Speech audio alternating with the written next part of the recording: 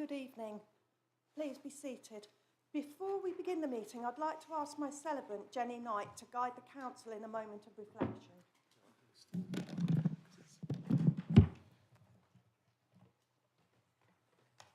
Thank you, Madam Mayor. No poetry this evening, you'll be pleased to hear. So I know that today is a very full meeting and one likely to include lots of focus, concentration, debate and dissection. So I'm keeping this opening address brief.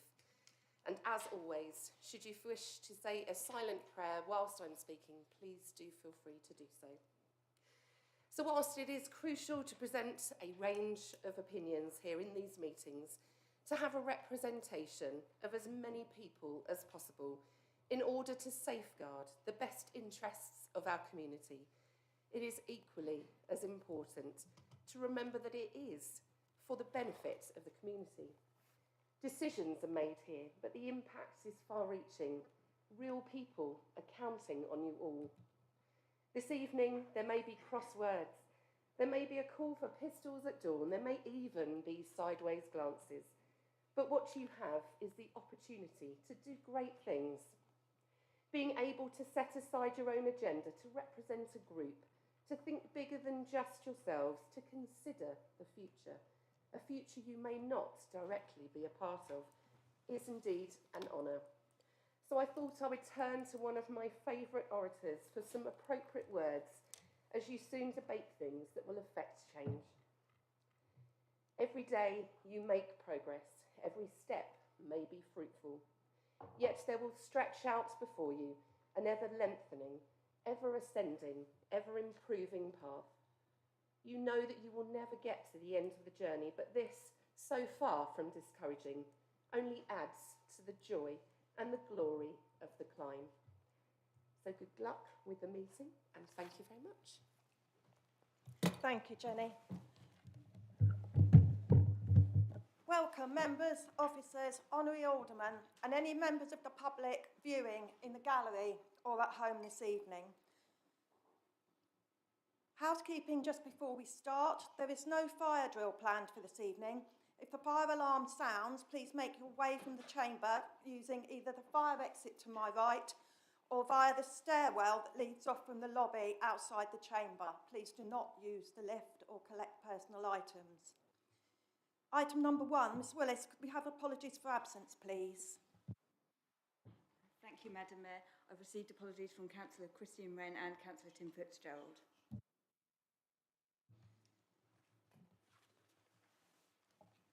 Thank you. Moving on to agenda number 2, I propose that the minutes of the meeting of the Council held on the 14th of December 2022 be approved as a correct record. Please, do I have a seconder? Thank you, Madam Mayor. I'd like to second that motion. Is that agreed, members? Agreed.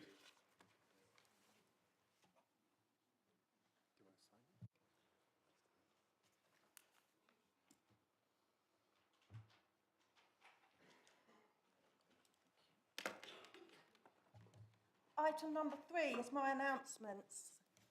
I will, as always, ask Miss Willis to play those, if you would, please.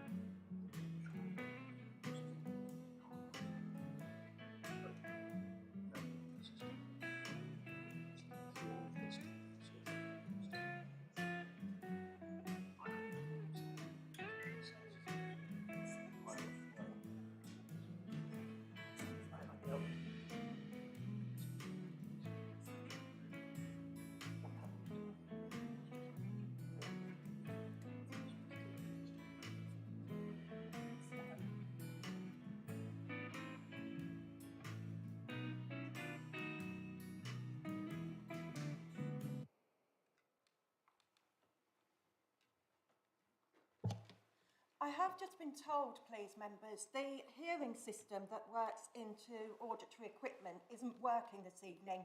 So could I ask, please, there are a couple of members who need who would normally use the system and obviously who can't. So could I ask that you speak extra, perhaps loud and clearly, please? Item number 4, I would like to ask the leader to make his announcements, please. Thank you, Madam Mayor. I'll just do a sound check for Councillor Tapper.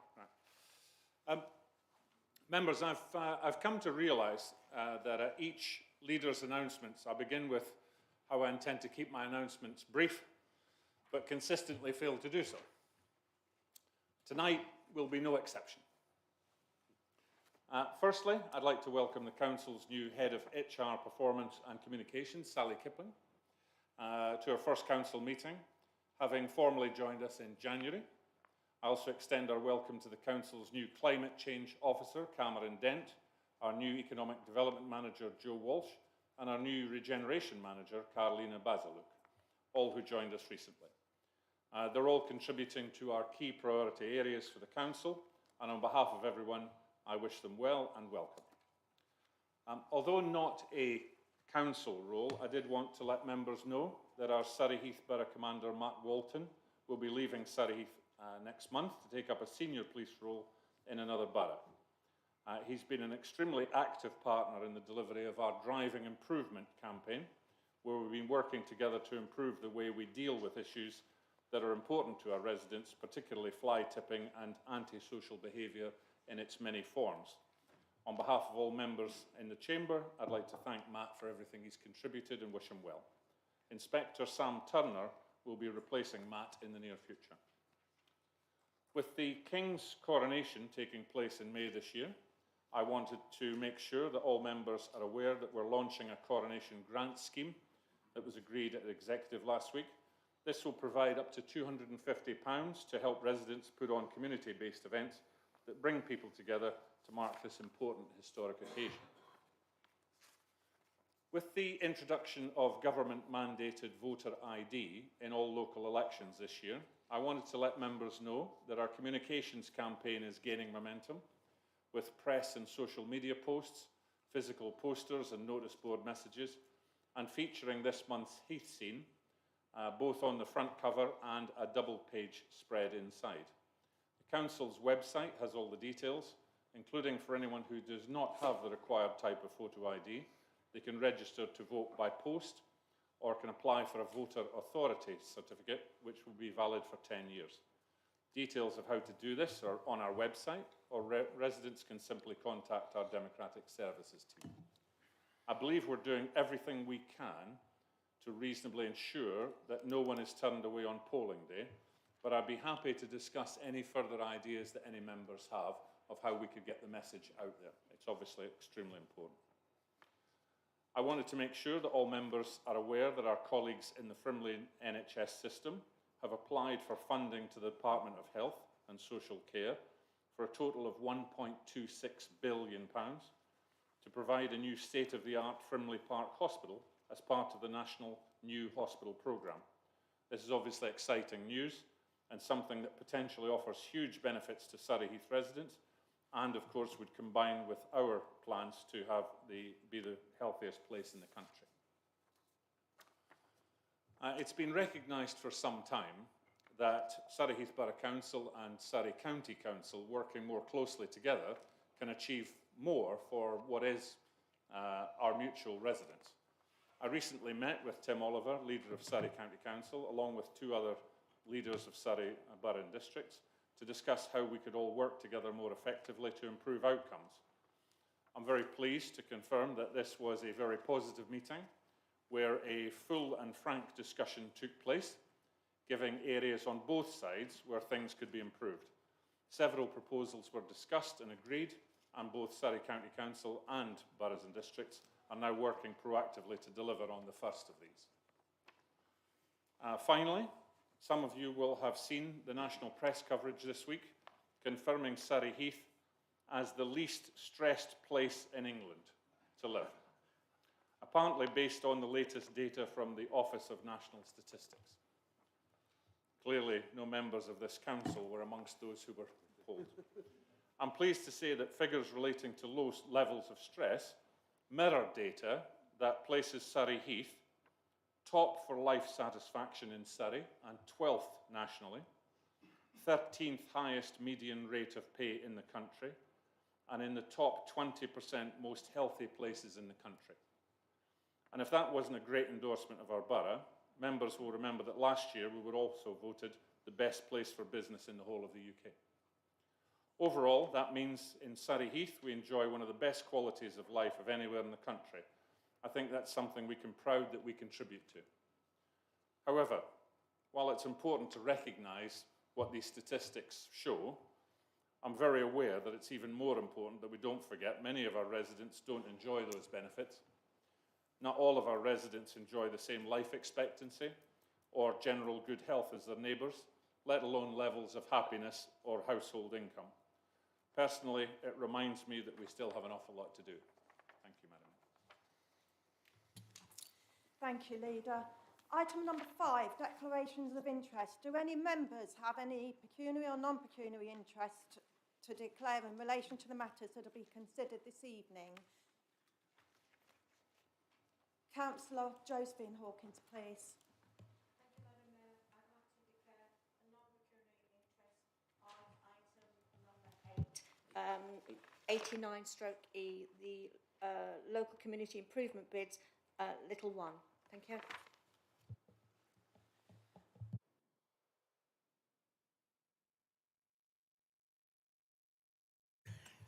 Thank you, Madam Mayor. You're absolutely right, and I declare the same non-pecuniary interest. Thank you.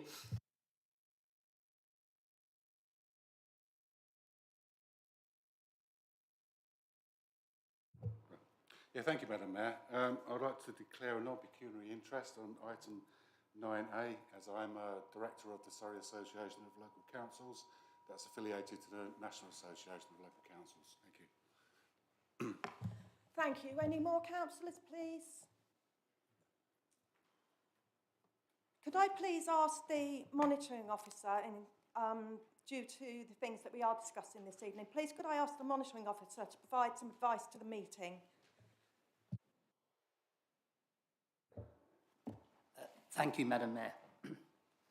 Regarding the proposal in the alternative budget to fund the cost of council tax increases for Band A to D from the council's reserves, as monitoring officer, I consider that such a proposal is sufficient to establish a pecuniary interest for councillors that would benefit financially. I consider it appropriate under section 4.2A of the Members' Code of Conduct to grant a dispensation to all members. I've considered the extent of any financial benefit against the need for members to attend and vote on such a fundamental matter for the council, and I'm satisfied that it is proportionate and appropriate to grant a dispensation. Thank you. Thank you. Moving on to item number 6, setting of the council budget and council tax for the years 22-23. Members, before we start the debate, can I remind you, please, that the rules of debate about the number of times you may speak are in the Constitution, and the Chief Executive and his officers will advise as necessary. Once the administration's budget has been proposed and seconded, you will be invited to debate the budget. Any amendments to the budget must be moved, seconded, and then debated. Once an amendment has been moved and seconded, you can only debate that amendment. Anyone wanting to move an amendment can speak for up to 8 minutes. Anyone speaking in the debate, including seconding an amendment, can speak for up to 5 minutes. Anyone seconding any proposal must speak immediately after the seconding and that proposal, and they have no right of reply. I would like to invite the leader, please, to introduce the report on council tax and budgets for the year 2022 to 23, and then move a proposal. Thank you, Madam Mayor. That's for me. Tell them I'm busy. Members, I thought I would start this evening by setting out the financial context for this evening's budget decisions. The financial pressures on council services primarily come from an unusually high rate of inflation, which this year peaked at around 10%. This has impacted on the cost of the services we deliver through our various contracts, staff costs, and the costs of all the council supplies and services that are needed to deliver local services. It's a challenge driven primarily by global events, such as the economic impact of the pandemic, the illegal war in Ukraine, as well as some decisions taken closer to home. But still, it has a significant impact on the cost of our services as we head into the new financial year. As members know, a key source of funding for council services is the income we receive from council tax. The government have acknowledged the intense financial pressure facing boroughs and districts, and in their own financial planning have assumed that our element of the council tax will increase by 2.99%, rather than the 1.99% in previous years. This additional 1% uplift, equivalent to around 4 pence per week for a Band D resident, will not have a huge impact on most of our residents. But when all those 4p's are added up, they can protect vital services for residents, not just this year, but also in future years. That's why we are proposing a 2.99% increase in the level of council tax for next year. It is obviously well below the level of inflation and is equivalent to just 13p a week, or £7 per year for a Band D council taxpayer. However, even a 2.99% council tax increase still leaves the council with a significant budget gap to fill if we're not going to be cutting services. This is something the administration is fully committed to, and I believe supported across the chamber. This budget proposes to deal with this in 2 ways. Increased income and efficiency savings by a further £500,000 next year, on top of the £2 million already identified.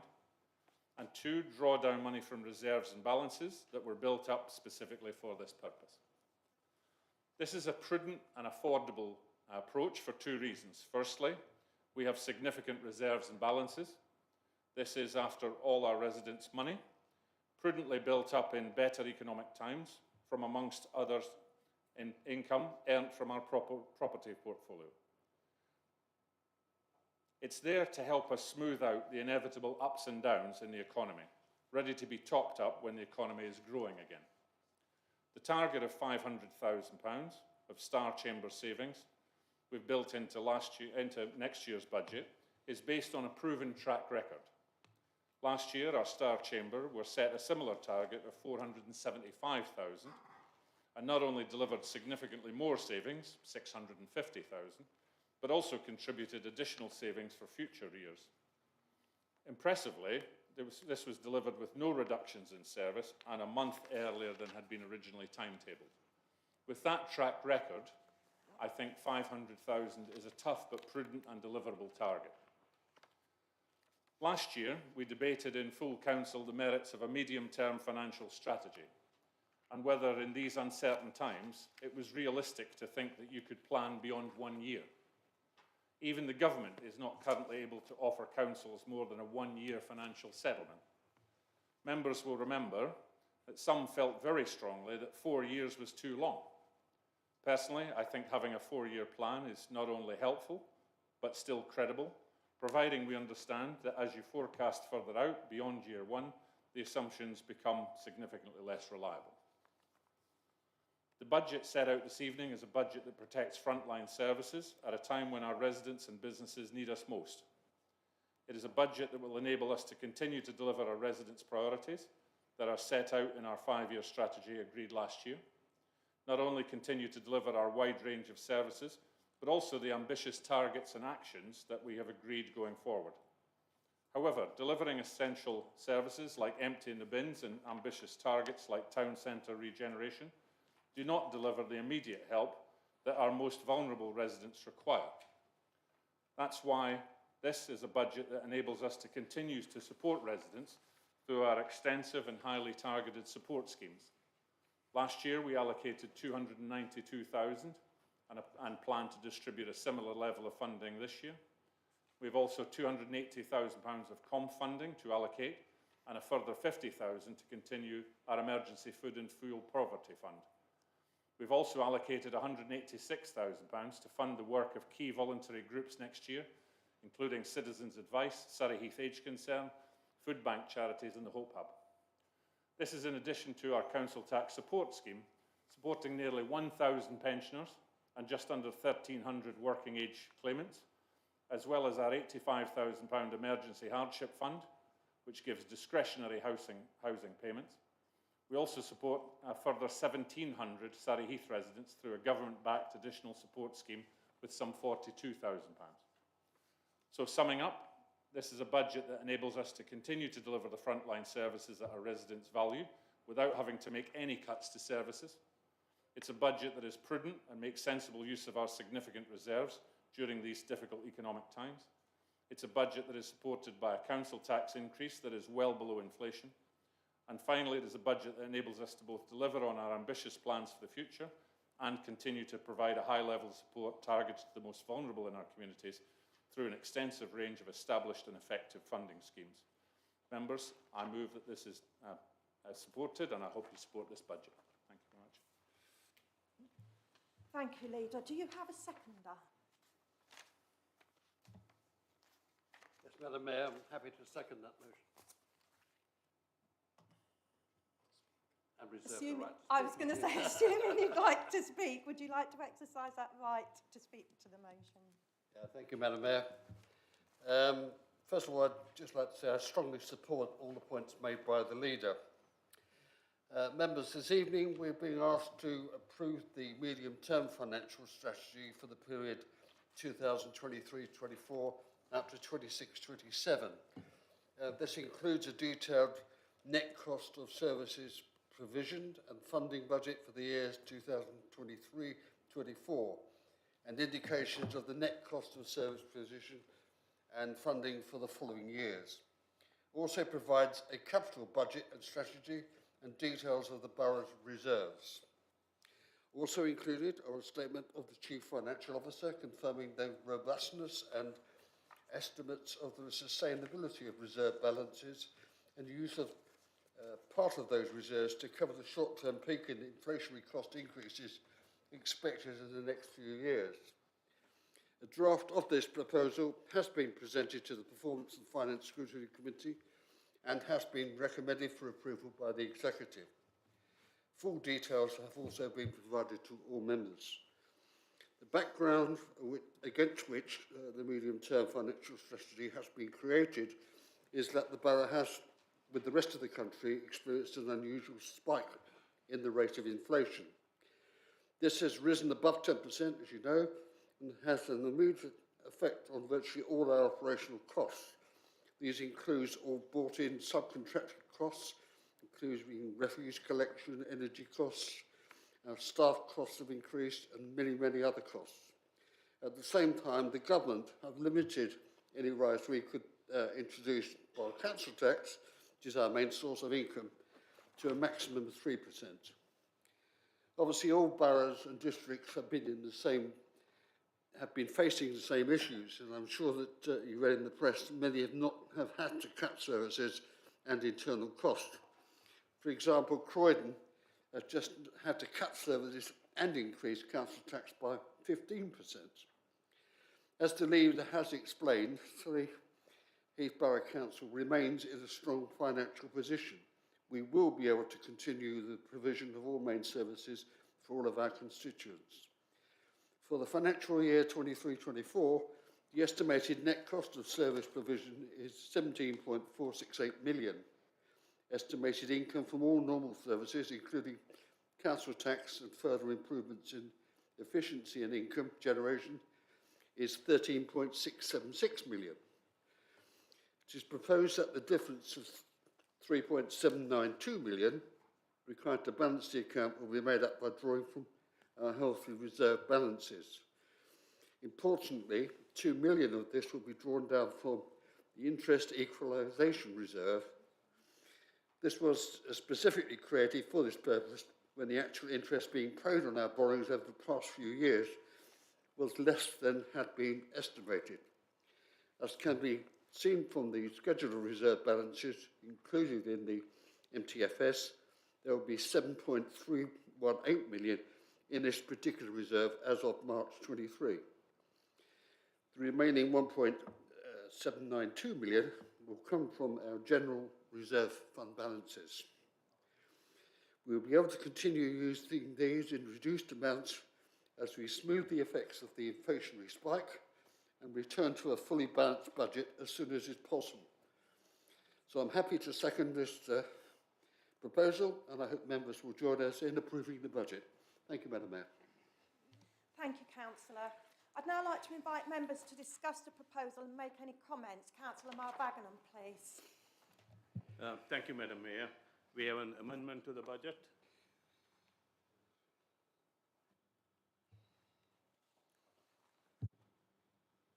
Madam Mayor, we have an amendment to the budget, and I would like to propose it and preserve my right to speak. Thank you. Councillor Malbagenham, do you have a seconder? I'd like to second the motion, Madam Mayor. Thank you, Councillor Betton. Councillor Malbagenham, I now invite you to speak to your group's alternative budget, please. Thank you, Madam Mayor. I hope Mr. Graham, Councillor Graham can hear me, and off we go. Good evening, Madam Mayor. May I start by thanking Mr. Bob Watson for all the excellent help he has provided in getting the numbers together for this motion. Thank you. We would like to make an amendment to the administration's budget for the council to consider. I want to start by saying that we have taken a longer term view than the 4-year view that has been taken by the administration. Rationale is quite simple. Administration's budget in the 4th year shows a smaller general fund reserve of £406,000. This is far below the figure of 2 million that has been recommended for this council to continue into the future years. We have decided to extend this further 3 years to test whether it is sustainable. If the council were to end up with 406,000 in year 4, naturally for 5 and 6th year would run into large deficits, which is not sustainable. We estimate the administration budget will have a deficit between 4 to 15 million over the 3-year period after the next council budget year, council year rather, period. You may have heard by now, last night in particular, the possibility of Section 114 being issued to one of our neighbours, the Woking Borough Council. This should be truly a wake-up call to us at Surrey Heath Borough Council. We should not leave our council to the next group of councillors to grapple with this problem. As we will see from our amendment, despite having achieved 1.83 million positive general reserve after year 4, thereafter it also takes us into a negative territory, but less so than the administration's budget. What it shows is our council has not been on solid financial footing for some time. For this reason, we have suggested a medium-term forecast and a root and branch review of services to be carried out and a zero-based budgeting. And we are ever so glad this has been implemented over the last council years. Despite all the hard work by the new management team and our officers that they have put in so far, the future is looking not too rosy. It seems to be very bleak. As we have stated in the motion, this council urgently, absolutely urgently needs a fundamental structural change. The administration medium-term forecast does not mention any of these, but it assumes all is well in their world. In forecasting, we are not only prudent, but pragmatic as well. That is why we have looked at the future inflation and the Bank of England interest forecast in Appendix 1.1-1. In the short term, there will be pain for some of our residents, despite council targeted support. We were going to propose that we would be giving a rebate back for houses A to D. But having read the Section 151 officer's report, which is actually attached to our amendment, he actually has highlighted the fact that we already have 3.5 million allocated for this resident. So we will not be implementing that proposal at all. So what we will continue to do, we have provided a modest increase in the rental income for industrial and commercial commencing in 24-25, as set out on page 2 to 3 of the amendment. We have taken into account interest reduction and provided the MRP due on sale of some assets, due from the sale of some assets. As you would have heard and read in the motion, this amendment not only helps some of our residents with immediate relief against cost of living crisis, most importantly, we are looking into the future viability of this council. That's what's paramount for me and for my group. By opening the discussion for a massive structural change to the council and its services. This work needs to commence immediately the new council is formed. Thank you for your attention. Hope you will support this amendment, which I believe is very sensible and pragmatic. Let's not leave this council to the next set of councillors to sort out our problems, which is not of their making, without providing them a guiding lamp, which I hope we have done. Thank you very much.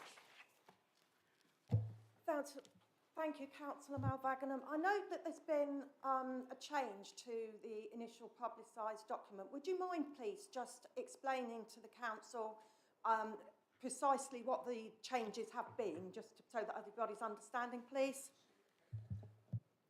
Of course, thank you very much. Definitely, Madam Mayor. What we have done is we have taken the rebate which we are going for houses from A to D away from the entire calculation, which actually means the budget reserves go up because we are not spending that amount of money, which is about 300,000. So instead of 1.8, we'll end up with about 2 million plus in year 4.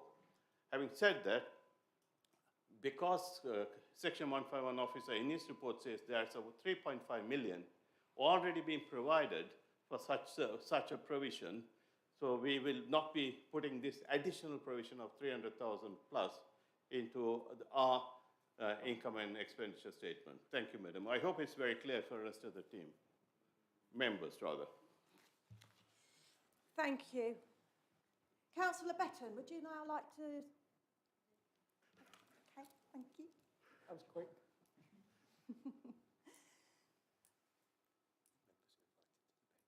Members, you're now invited to debate the amendment proposed by Councillor Malvaganam.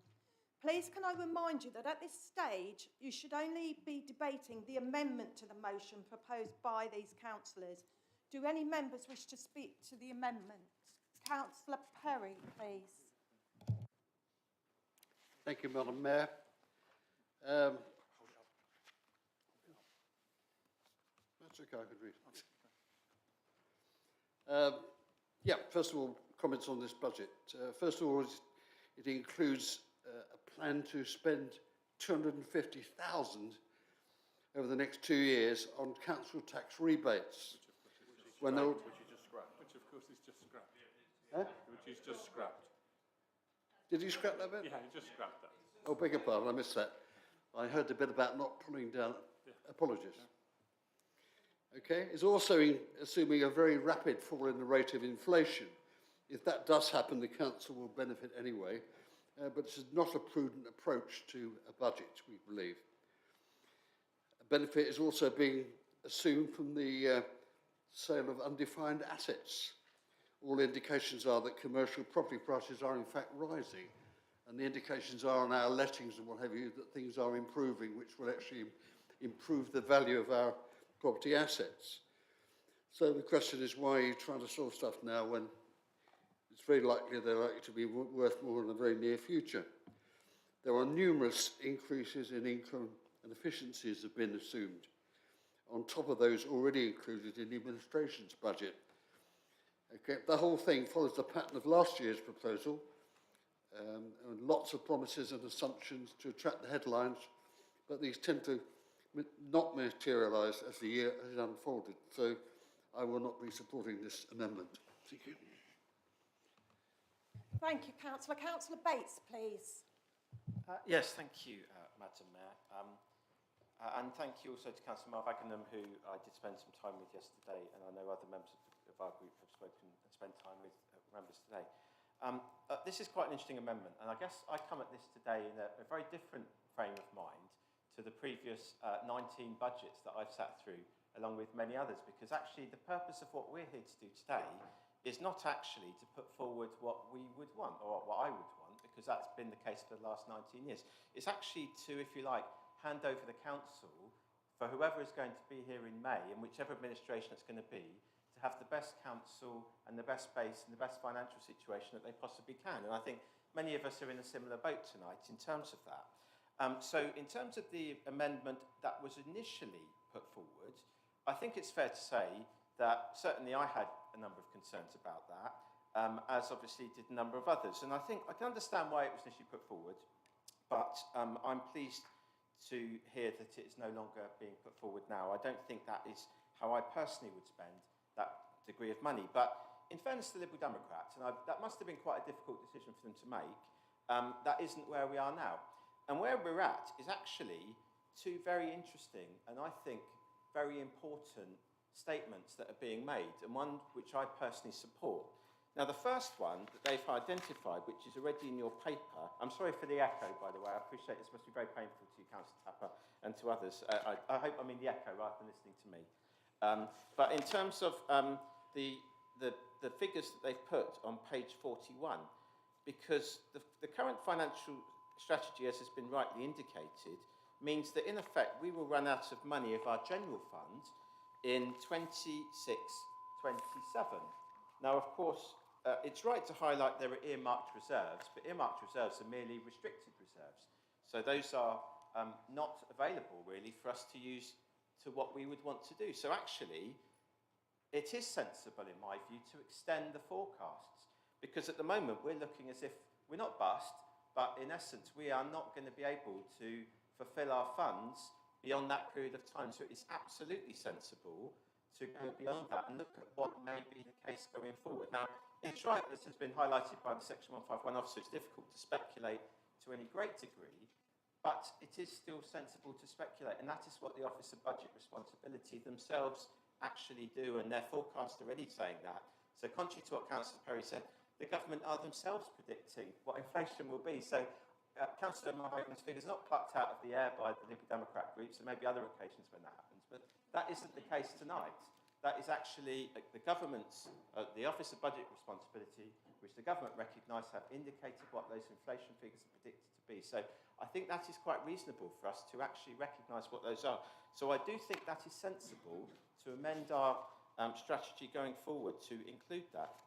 So I do actually support that aspect of it. The other part of the motion is regarding the increase in commercial investments. And obviously that's speculative, but the fact is that as a 5-year plan, irrespective of who is here to lead that plan and which administration and brand it's going to be, you're going to have to move forward on it. It makes sense to budget accordingly for it and to drive that through. I don't think necessarily that's been the case. It's not a criticism, but that hasn't been the case over the last few years. We haven't been able to drive through what we wanted to do or people wanted to do. So it makes sense to budget for that and assume it. So for those reasons, I've had a problem with the council tax bit, but I'm going to support the amendment that's gone forward tonight because I do think it supports the council in a better way moving forward than what is currently being proposed. Thank you, Madam Mayor.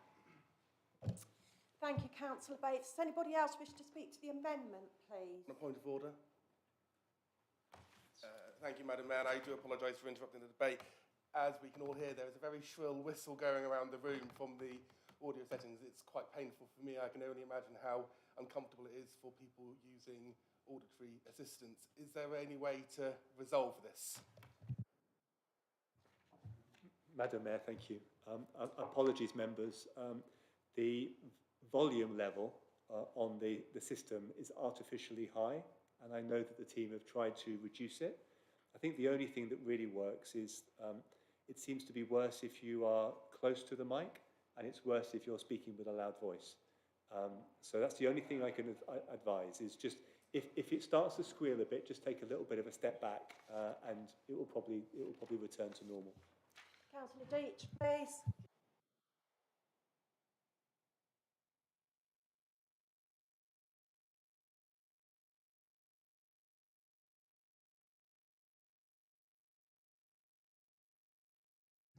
Thank you. Councillor Hawkins, please. Is this still on the point of order, or are we on the amendment? We're on the amendments. Have we moved on from the point of order, or are we going to debate that all night? Right, we've moved on. Thank you very much. We haven't had a published bit of paper. We've had information through on ModGov, and we haven't had any of the... Sorry, am I meant to stand further back or close to? If I stand further back, my voice normally carries, so it's not normally a problem. We haven't had any written documentation, as far as I'm aware, on the amendment. And I really think we should have had that, the courtesy of that, before we have to debate an amendment.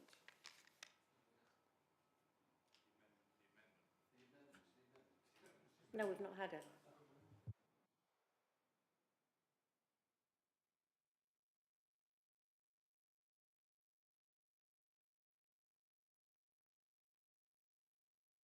Nor may I say, Madam Mayor, some of us haven't had the benefit of an in-depth conversation with the mover of the amendment that Councillor Bates has been fortunate enough to have, and maybe others. So I really do feel that we should not be debating this as a matter of principle. Councillor Hawkins, I've taken the advice of the Chief Executive, who is of the belief that Councillor Malvagnam has made it very clear in his speech tonight, the amendment to the amendment as such, and therefore we will be proceeding. Does anybody else wish to speak to the amendment, please? Councillor Wheeler, please. Thank you, Madam Mayor. Oh, no reverb. I have turned it down to bother. Spoke too soon, didn't I? Just to say that we haven't all had detailed conversations with Councillor Malvagnam and the Lib Dem group, but all of us have had the opportunity to contact him, should we wish to have done so, ahead of time, to share any concerns that we had about the original amendment that was being put forward. And that's certainly something that I have done, and obviously other members of my group have also done. If people aren't clear on it, it is basically the removal of the amendment that supported the removal of the increase in the council tax for bands A to D. And I think it's accepted that the cumulative amount that would be generated by that would be could be more wisely spent and targeted at those that would naturally benefit from there being additional money in the coffers. So I hope if that wasn't clear, that is clearer now for those members that weren't aware of it. Unusually for me, I will also be supporting this amendment on the basis that, and it's a little bit of a cheap trick, so I apologise a little bit for this. Somebody said earlier that our assets were likely to be worth more in the future. I remember a very similar statement being made about what a sound investment we were making in some of those investments that have cost us an awful lot of money, and for which we've lost an awful lot of money. Thank you. Thank you, Councillor. Any more speakers to the amendment, please? No, in that case, I'd like to invite the leader, please, to exercise his right to speak. Thank you, Madam Mayor. I'm grateful to Councillor Malvagnam for removing the first part of the amendment. I think pretty much, well, certainly everyone I spoke to had a problem with the use of those funds in that way, and all will agree that they could have been used a different way. That leaves us with, I think, the two things in the amendment. One is, obviously, fundamentally, can you plan for six years plus one in the medium-term financial strategy? And I think we fundamentally disagree about the finances of the council. we're reading the same numbers, but we're seeing them in totally different ways. I think that it's not credible to make assumptions about what the inflation rate's going to be, or value of properties, or anything else. What we're going to sell, what we're going to buy, what we're going to build in 2030, and try and make assumptions and make plans and financial decisions based on that today. I think that I remember we had a long discussion about whether 4 years was a reasonable term, and when we set it at 4 years, we were in inflation of 2%, and the government was warning us that it could go up to 3%. Nobody forecast 10%. And we don't know what's going to happen in Ukraine or anything else. So we have to have plans that will support where we're going based on numbers that we have. I trust Mr. Watson's judgment. Mr. Watson has said on multiple occasions how strong the finances of this council are. I think that Councillor Mavaghanam, you mentioned about the balances get down to around 430,000 in year 4 of our MTFS. That, of course, balances are very different from reserves. Reserves, of course, are earmarked, as you've said, but some are locked in and some have discretion for the council to decide, such as the interest equivalent budget. So I think that if we were in that position, and we may well be, that we would be able to move reserves in order to balance the books. Okay? And I think overall, as we have often found, we're in agreement on many things, that we're in difficult times right now and we have to provide for support for people, but I think that our budget does that, and I won't be supporting the amendment, or the amended amendment. Thank you, Leader. I'd now like to move to the vote on the amendment, please. In accordance with the regulations, it will be necessary to record the names of members who vote for the decision or against the decision, or those who abstain. The monitoring officer will call out your name, and you're asked to indicate whether you are voting in favour or against the amendment or abstaining from voting.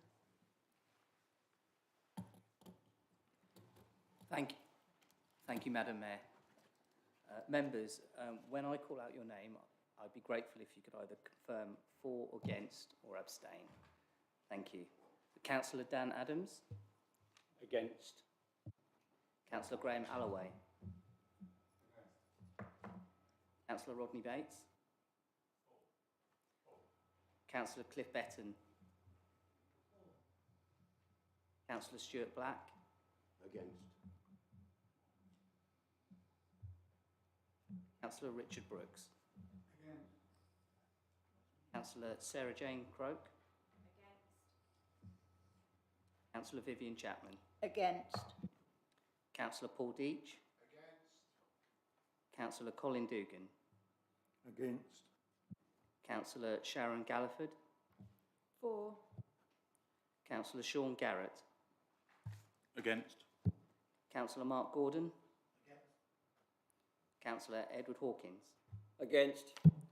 Councillor Josephine Hawkins? Against. Councillor Rebecca Jennings-Evans? Councillor David Lewis? Against. Councillor Alan McClafferty? Against. Councillor Emma Jane McGrath? Councillor Charlotte Morley? Against. Councillor Sashi Malvaghanam? For. Councillor Liz Noble? Councillor Adrian Page? Against. Councillor Robin Perry? Against. Councillor Darrell Rataram? Against. Councillor Morgan Rise? For. Councillor John Skipper? For. Councillor Graham Tapper? For. Councillor Pat Tedder?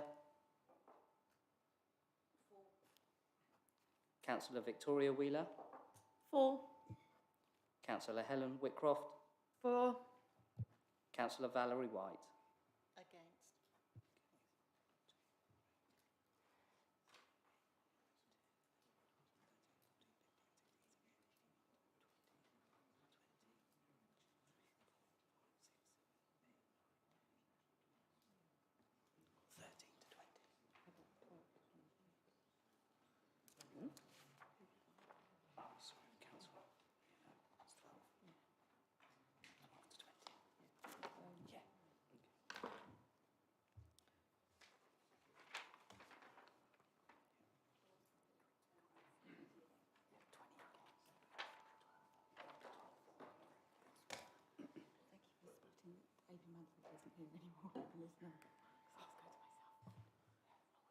Mr Ramtal, would you mind turning your microphone off, please? Thank you. Thank you, members. The results of the vote are 12 for, 20 against and no abstentions. I therefore declare the amendment to the motion lost.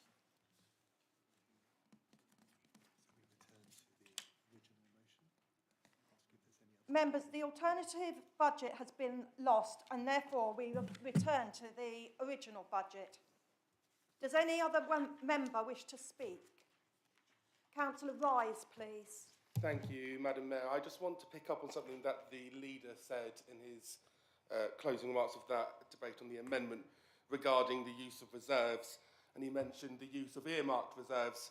And do correct me if I'm wrong, but those earmarked reserves, as Councillor Bates said, are earmarked, so they can't just be then used to fill the gaps in the budget. And I do want to refer councillors to page 41 of the report, which says in 26-27, at the closing balance, we will have a general fund reserve of £406,000. That's after 4 years of continual use, decreasing from 9 million to £406,000. And I would imagine that when we get into 27, 28, our dependence on reserves will not have gone away.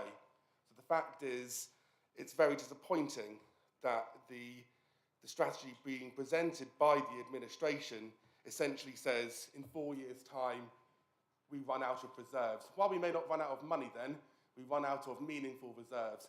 And those earmarked reserves, I don't believe, will just be able to just be brought over to fill into gaps. As identified within the report, I can't remember the page, unfortunately, but it does set out what those earmarked reserves are for. So it's a bit, I don't know what the word is to remain in order, but it's essentially wrong to say that those earmarked reserves, which at the close of 26-27, which will be totaling 32 million, will all of a sudden be able to be used to fill the general fund. So it's a bit incorrect, as I would say. Thank you. Thank you. Councillor Bates, please. Thank you, Madam Mayor. For some reason, I appear to be the only member of our group without a microphone, so I don't know if that's... but there we go. I've now been moved over here. So, thank you. I guess I just want to make two comments at this point of the motion. I mean, firstly, the Liberal Democrat amendment has gone. I voted for it, but we've now moved on from that. I guess I just wanted to make two concluding remarks. I'm not going to be moving an amendment tonight because I don't think it's actually right for me to do so. But I just want to flag two things. One is a little bit just following on from what Councillor Rice has said. One of the reserves, which I've spoken about before and is a parochial reserve that I want to flag up, is the Old Dean Toddler Playground. Now, for those, we wouldn't usually talk about such small funds in a budget meeting, but that has £17,000 in it. That is not for general use. Many of the other funds are, but that one is not for general use. That is an earmarked fund and can only be used for the Old Dean Toddler Playground.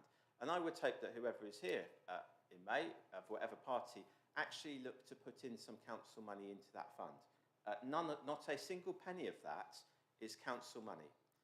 That was all raised by the community. So I don't want that money to be used for council funds, initiatives, whatever the state of the budget is. That was money for the community and should only be used for that playground, for the maintenance of that playground. And I hope that that is protected regardless of who is actually here to do that. The second point I just want to make is I want to challenge the assumption regarding the 500,000 savings that are going to be made this year. I doubt it. And when I mean that, is it's not to challenge the integrity of Mr. Watson, which is beyond reproach. And he correctly has said, and it has been raised by the leaders today, that 660,000 was raised last year, and that was quite correct. But if you actually dig into the detail of that, a number of those items are actually very large items. So 3 of them add up to 260,000 in themselves. So this isn't money that's suddenly going to be coming and just plopping into our hands or plopping into the council funds. It's just easily generated. we've done the easy bit. We did that last year. And I guess there's a disappointment to see that actually nobody is talking about the necessary steps, the structural changes that the council do need to make going forward. Because there are going to be cuts, I'm afraid. We can call them service efficiencies if we want to, but that is just deluding the public in terms of what that means going forward. So, for example, one of the things that I've said is I reluctantly would suggest we look at Sunday parking charges. I know that may be unpopular, but I haven't heard any other people talking about anything else at the moment in terms of genuine savings. And I do think this needs to be member-led. I do not agree with it being officer-led. Officers have done the bit last year. It is now for members to say the political priorities going forward and what you believe you need to keep and what you need to scrap. And I don't think that should be just palmed off to officers.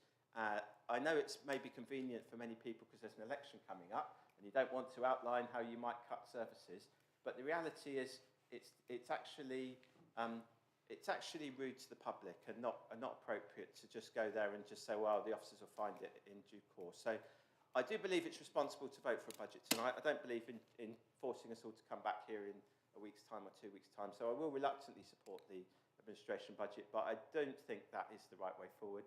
And I hope going forward that we don't see these sorts of things going into our budgets in whatever capacity they may be.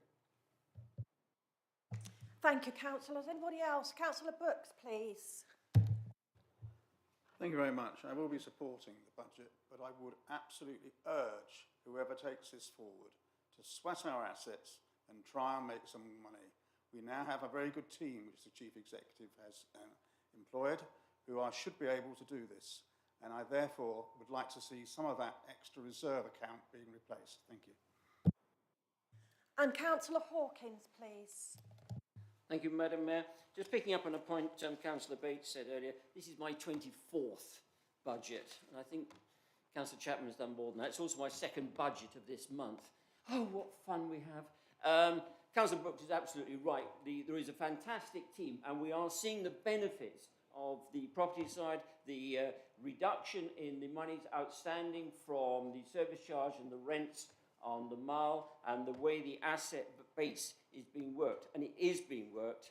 And I think I had the joy of being portfolio holder finance for 7 years, I have a feeling, and yet there's an awful lot of small pockets of money that are ring-fenced, and I think we should be reviewing all those. Councillor Bates is absolutely right. We should be looking at them and ensuring those that need to be ring-fenced are ring-fenced.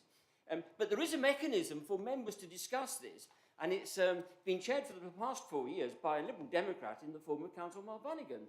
And we look at these accounts, we look at these numbers, and we look to see where we can assist the officers bring things forward where we don't agree with them, and it's referred back to the executive. So that mechanism already exists, and more use can be made of it with a chairman that may be more amenable to other people speaking at the meetings would be helpful, would be a good start. But that's 4 years, that's after the next year.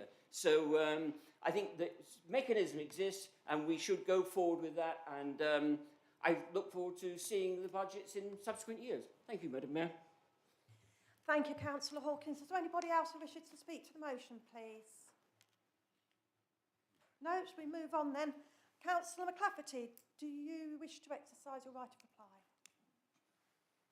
Just briefly, thank you, Madam Mayor.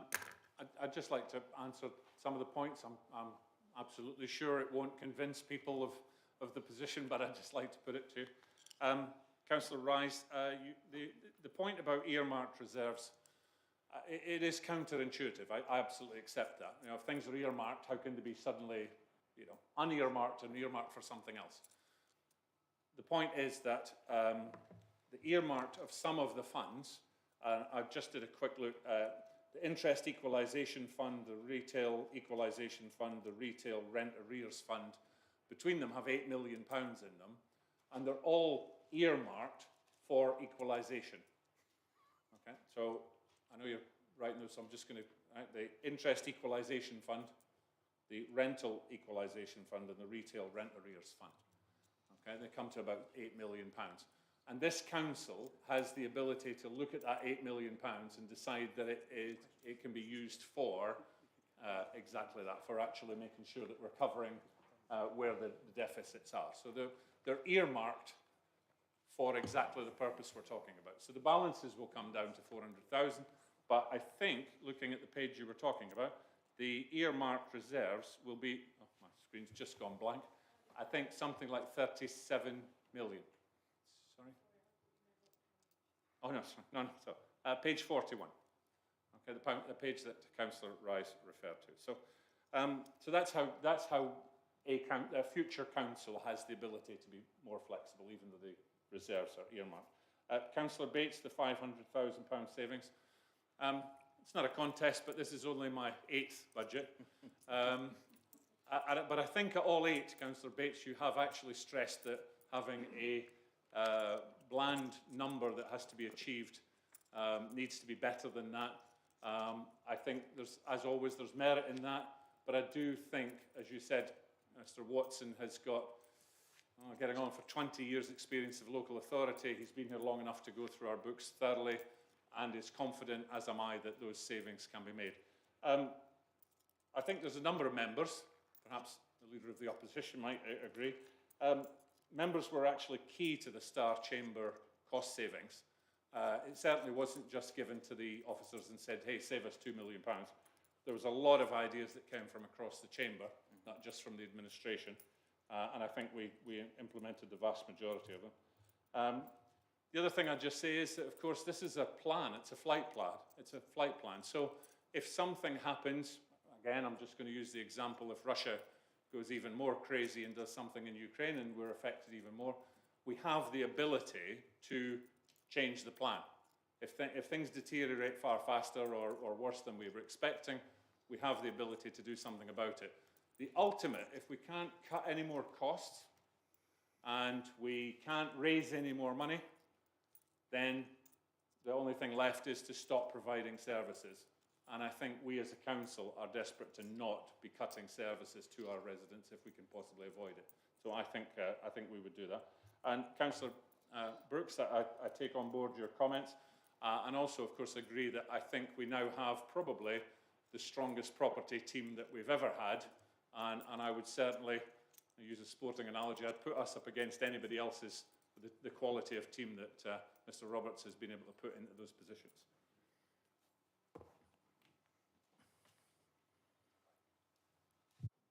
Thank you, Leader. I would like to move on now to vote on the proposal. In accordance with the regulations, it will be necessary to record the names of members who vote for the decision, against the decision, and those who abstain from voting. The monitoring officer will once again call out your name, and you're asked to indicate whether you are voting in favour or against the proposal or abstaining from voting, please. Thank you, Madam Mayor. Members, I will proceed to call out your names, and when your name is called, I'd be grateful if you could confirm for, against, or abstain. So, Councillor Dan Adams. For.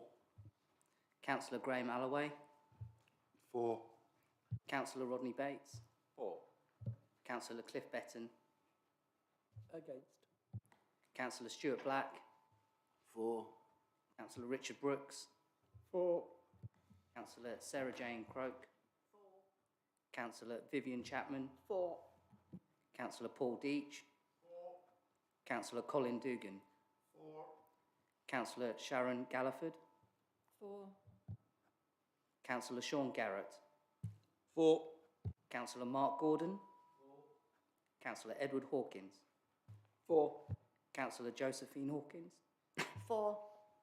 Councillor Rebecca Jennings Evans. Councillor David Lewis. For. Councillor Alan Clafferty. For. Councillor Emma Jane McGrath. Councillor Charlotte Morley. For.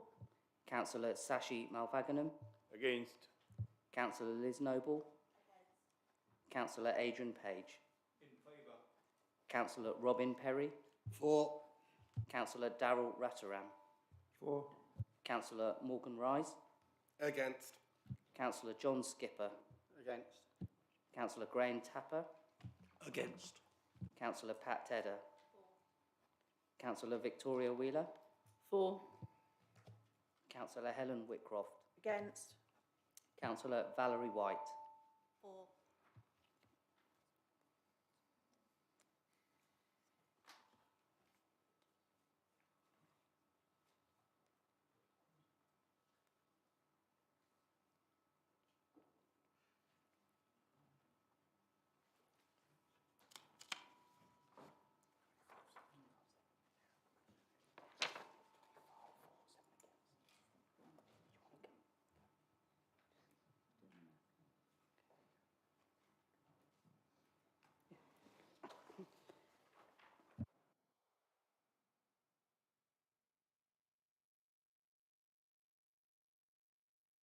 Thank you, members. The results of the vote are as follows: 25 for, 7 against, and no abstentions. Therefore, I declare that the motion is carried. Moving on to item number 7, the setting of the council tax. I would like to invite Councillor Perry, please, to introduce the report on the setting of the council tax for the 23-24 year and then move a proposal. Thank you, Madam Mayor. I'm proposing this motion and reserve my right to speak. Thank you, Councillor. Do you have a seconder? Thank you, Madam Mayor. I'm happy to second that proposal. Thank you, Leader. Members, this is a technical report, and unless members have any questions with regards to the figures, it is proposed that we move straight to a vote. In accordance with the regulations, once again, it will be necessary to record the names of members who vote for, against, or abstain from voting. Once again, names will be called out and you're asked to indicate whether you're in favour, against, or abstaining from voting. Thank you, Madam Mayor. Once again, members, when your name is called, I'd be grateful if you could confirm for, against, or abstain. So, Councillor Dan Adams. For. Councillor Graham Alloway. For. Councillor Rodney Bates. For. Councillor Cliff Betton. For. Councillor Stuart Black. For. Councillor Richard Brooks. For. Councillor Sarah Jane Croke. For. Councillor Vivian Chapman. For. Councillor Paul Deach. For. Councillor Colin Dugan. For. Councillor Sharon Galliford. For. Councillor Sean Garrett. For. Councillor Mark Gordon. For. Councillor Edward Hawkins. For. Councillor Josephine Hawkins. For. Councillor Rebecca Jennings Evans. Councillor David Lewis. For. Councillor Alan McClafferty. For. Councillor Emma Jane McGrath. Councillor Charlotte Morley. For. Councillor Sashi Malvaganam. For. Councillor Liz Noble. Councillor Adrian Page. For. Councillor Robin Perry. For. Councillor Darrell Ratteram. For. Councillor Morgan Rise. For. Councillor John Skipper. For. Councillor Graham Tapper. For. Councillor Pat Tedder. Councillor Victoria Wheeler. For. Councillor Helen Whitcroft. For. And Councillor Valerie White. For.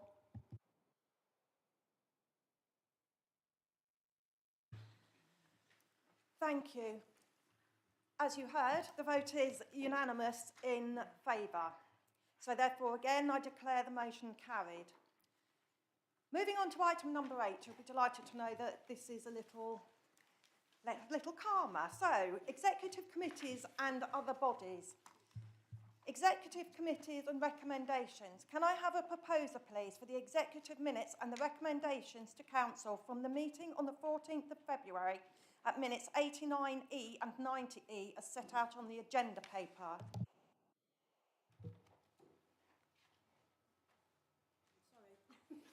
Thank you, Madam Mayor. You basically said what I was going to say, except it was also the minutes of the executive meeting the 17th of January and 14th of February and the recommendations to council therein. Thank you. 25th of January. No, 17th and 14th of February. Thank you. Do you have a seconder? Thank you, Madam Mayor. I'm happy to second that. Thank you. Members, are you happy to receive these minutes and agree the recommendations? Moving on to Planning Applications Committee, can I have a proposer, please, for the Planning Applications Committee dated the 8th of November, 19th of January and the 8th of February, please? Thank you, Madam Mayor. I'm sorry to go against you, but I can't do the 9th of February because they don't appear to be laid on the table, but they might be with somebody else's amendment that they've not appeared. So in which case, I can only do the minutes of the 8th of December and the 19th of January, and the February date will have to follow on. Unless those of us are coming tomorrow night for a quick plug for the Planning Applications Committee at 7 o'clock tomorrow night, and the paper minutes will be there. So thank you, Madam Mayor. Thank you, Councillor. Obviously, I wasn't aware of that last date, and that will be carried forward. Carried forward. And do you have a seconder, please? Thank you, Madam Mayor. I am happy to second the minutes of the 8th of December and the 19th of January. Thank you. Members, are you happy to receive these minutes? Agreed. Performance and Finance Scrutiny Committee. Can I have a proposer, please, for the Performance and Finance Scrutiny Committee dated the 5th and 25th of January of 2023? Thank you, Madam Mayor. I'm happy to propose the minutes of the 5th of January and the 25th of January. Thank you. Thank you. Do you have a seconder? Thank you, Madam Mayor. I'm happy to second those minutes. Thank you. Members, are you happy to receive these minutes? Employment Committee. Can I have a proposer, please, for the Employment Committee minutes from the 26th of January 2023 and the recommendation to Council at minute 21 EC as set out on the agenda paper, please? Thank you, Madam Mayor. I'm happy to propose the minutes of the Employment Committee 26th of January are accepted and the recommendation to Council. Thank you, Councillor Black. Do you have a seconder? I'm happy to second those minutes.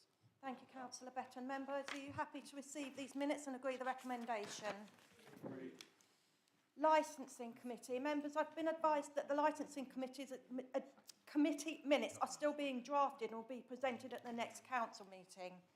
Moving on to the Joint Staff Consultative Group, can I have a proposer, please, for the notes of the Joint Staff Committee Group on the 12th of January? Yes, I'm happy to propose the Joint Staff Consultative Group minutes of the 12th of January 2023. Thank you.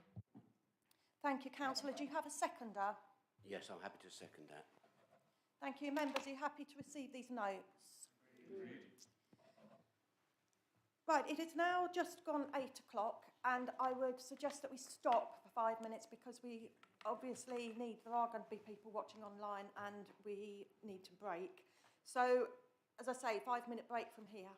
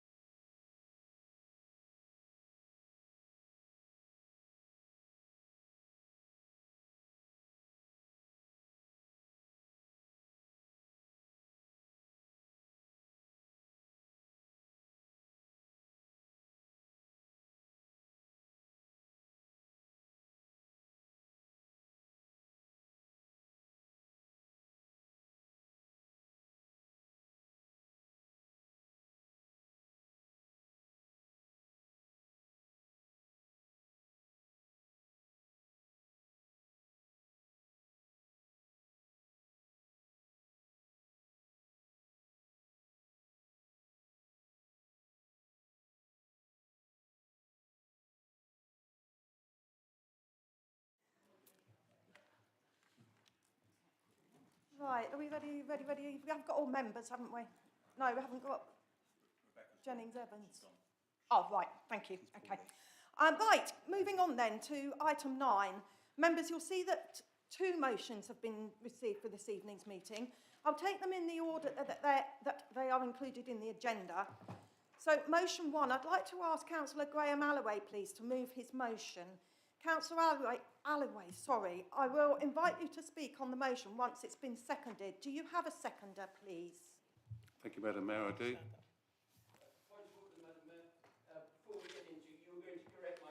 Oh, I am sorry. Yes, thank you, Councillor Hawkins. I do get pleasure out of correcting Councillor Hawkins, I have to say.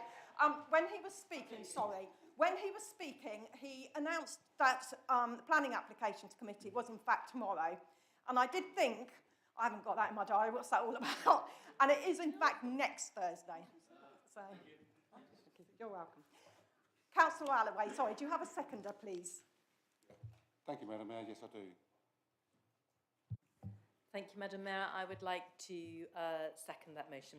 Thank you. Councillor Alloway, would you like to speak to your motion? Thank you, Madam Mayor. Yes. So the topic of SIL money has been allocated and spent has generated much concern, especially in wards taking significant development. The topic has become prominent with the Surrey Association of Local Councils and National Association of Local Councils that continue to lobby government to review how SIL money is allocated. The government is proposing a review of SIL, however long that may take, but we have the opportunity to make a better system now. Between 75 and 85% of SIL money is retained by the borough, of which there is no undertaking to address infrastructure improvements in the immediate location of development. In fact, in October 2015, the Executive resolved to not spend SIL money in the immediate development location in favour of allocating to other projects or priorities elsewhere in the borough. New significant sized developments have perfect infrastructure and the host community can be left with dilapidated infrastructure, resulting in a big disparity or inequality. Larger developments can often need more than 15 or 25% of SIL allocated towards to improve the surrounding infrastructure for connectivity, highways and safety improvements for the increased population. The promise made with the original NPPF and political party manifestos pledges was that accommodating development in a location will enhance the quality of life or existing infrastructure service provisions in the location, accommodating development through SIL contributions.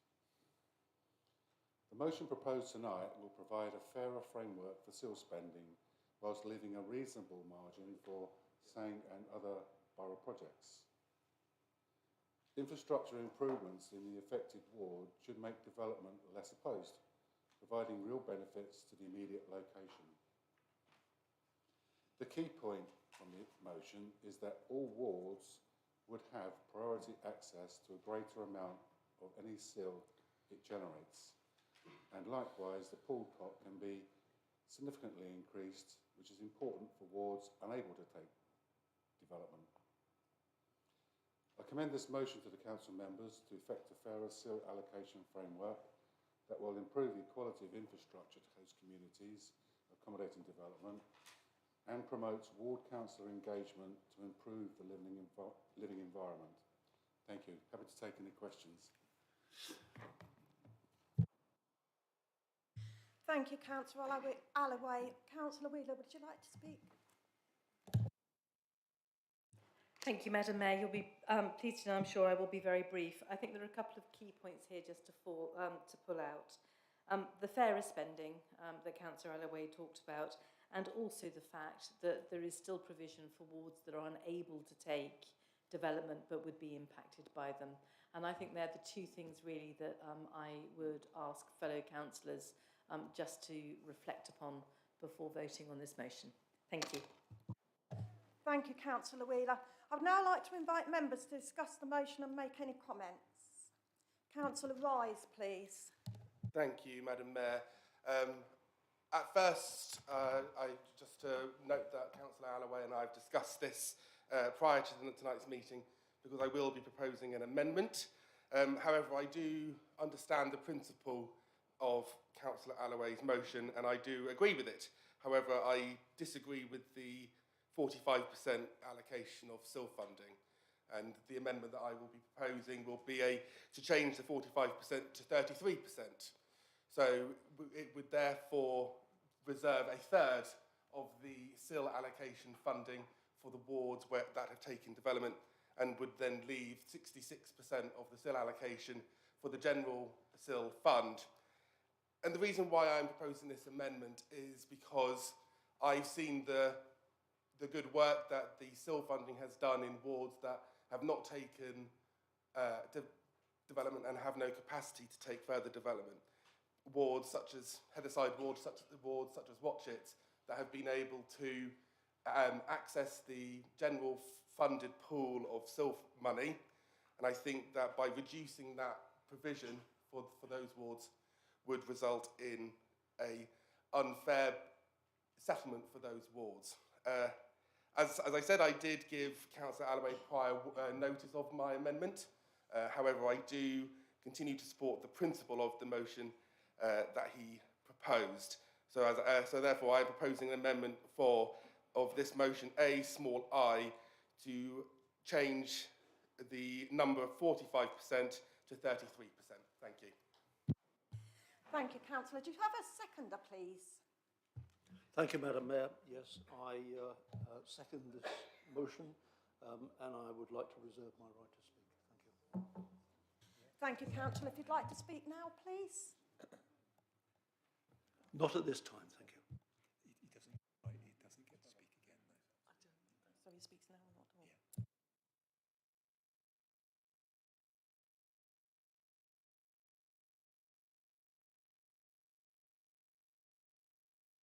Thank you, Madam Mayor. Yes, sir. I would like to emphasise the reasons why I support Councillor Rice's amendment to this motion, and I'd like to draw attention of the members to several wards within Surrey Heath who have in the past accumulated huge amounts of SIL allocation without using any of them that amount or very little of it. In the past, those have accumulated as a fund which have basically sat there as an Easter egg not opened or eaten. And I would think that the proposal that was introduced some time ago, where those figures would be consolidated, was the very good idea in terms of enabling the members in all wards to take advantage where they know that they can use it for the benefit of their residents, even though maybe the original source of that income was not from their own wards, for the reasons that Councillor Rise has mentioned. I also support Councillor Rise's opinion that, in principle, this motion has merit. And I believe it would be fairer all round to all wards and all members that the amount that is assigned here as 45% be reduced to 33%, so that a greater amount can be allocated to the general fund for the support of all wards and all members. Thank you, Madam Mayor. Thank you, Councillor Tapper. Councillor Allaway, would you like to accept the amendment? Thank you. Any other councillors like to comment? No? Okay, so we've moved that on to the vote then, please. Councillor Tapper gets to right of reply. Sorry. Oh, Councillor Allaway, sorry. Would like to exercise your right of reply. Thank you, Madam Mayor. Yes. So, as I understand it, each ward gets 15% of the SIL it generates in its ward, and there is a pooled fund which wards that cannot generate much SIL can apply to, where it's available for them to fund infrastructure in their ward. So I think that availability is there for wards that can't take development. All this motion would do is make that pot so much bigger for them to be able to access funds. And it's really about putting more ability, or don't want to use the word power, but ward councillors and the community then can spend a bit more in the locality where they've generated SIL funds. So I don't see any point in reducing it. I would hope that any resident would be looking to make their councillors get as much as they can from the SIL funds to spend on improvements in their ward. Thank you. Thank you, Councillor. Now I really would like to move on to the vote on the proposal.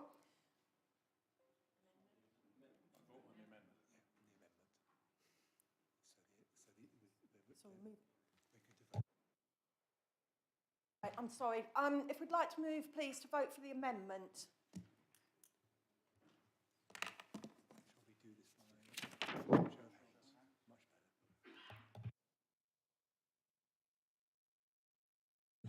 Right, members, if you'd like those in support, please, voting for the amendment.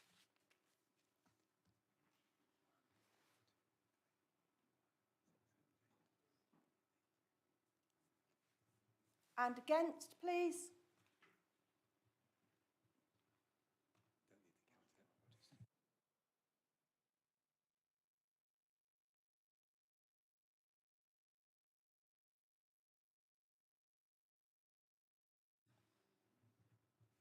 The amendment is, has not been carried. So moving back to the original motion then, please. Does anybody wish to speak on the original motion?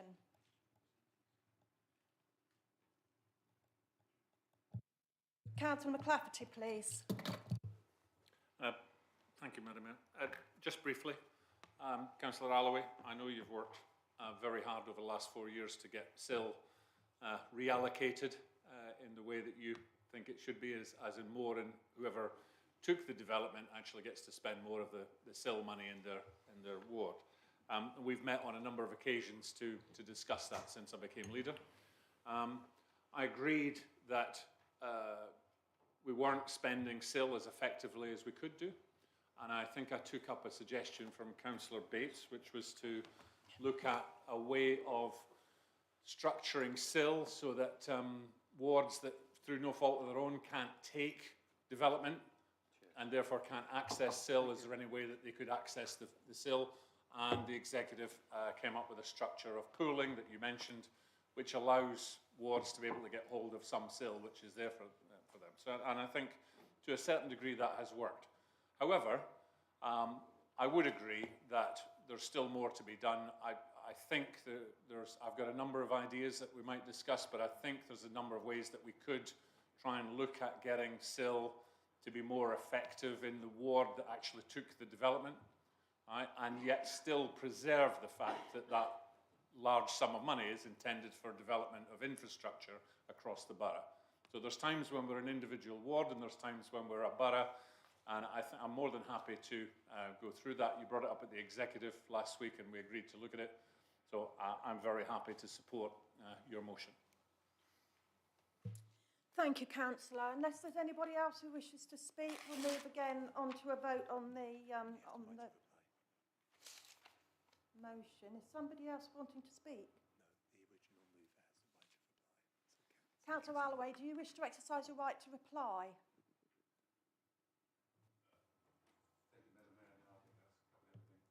Thank you. So could I have, please, the original amendment? Members in favour, please.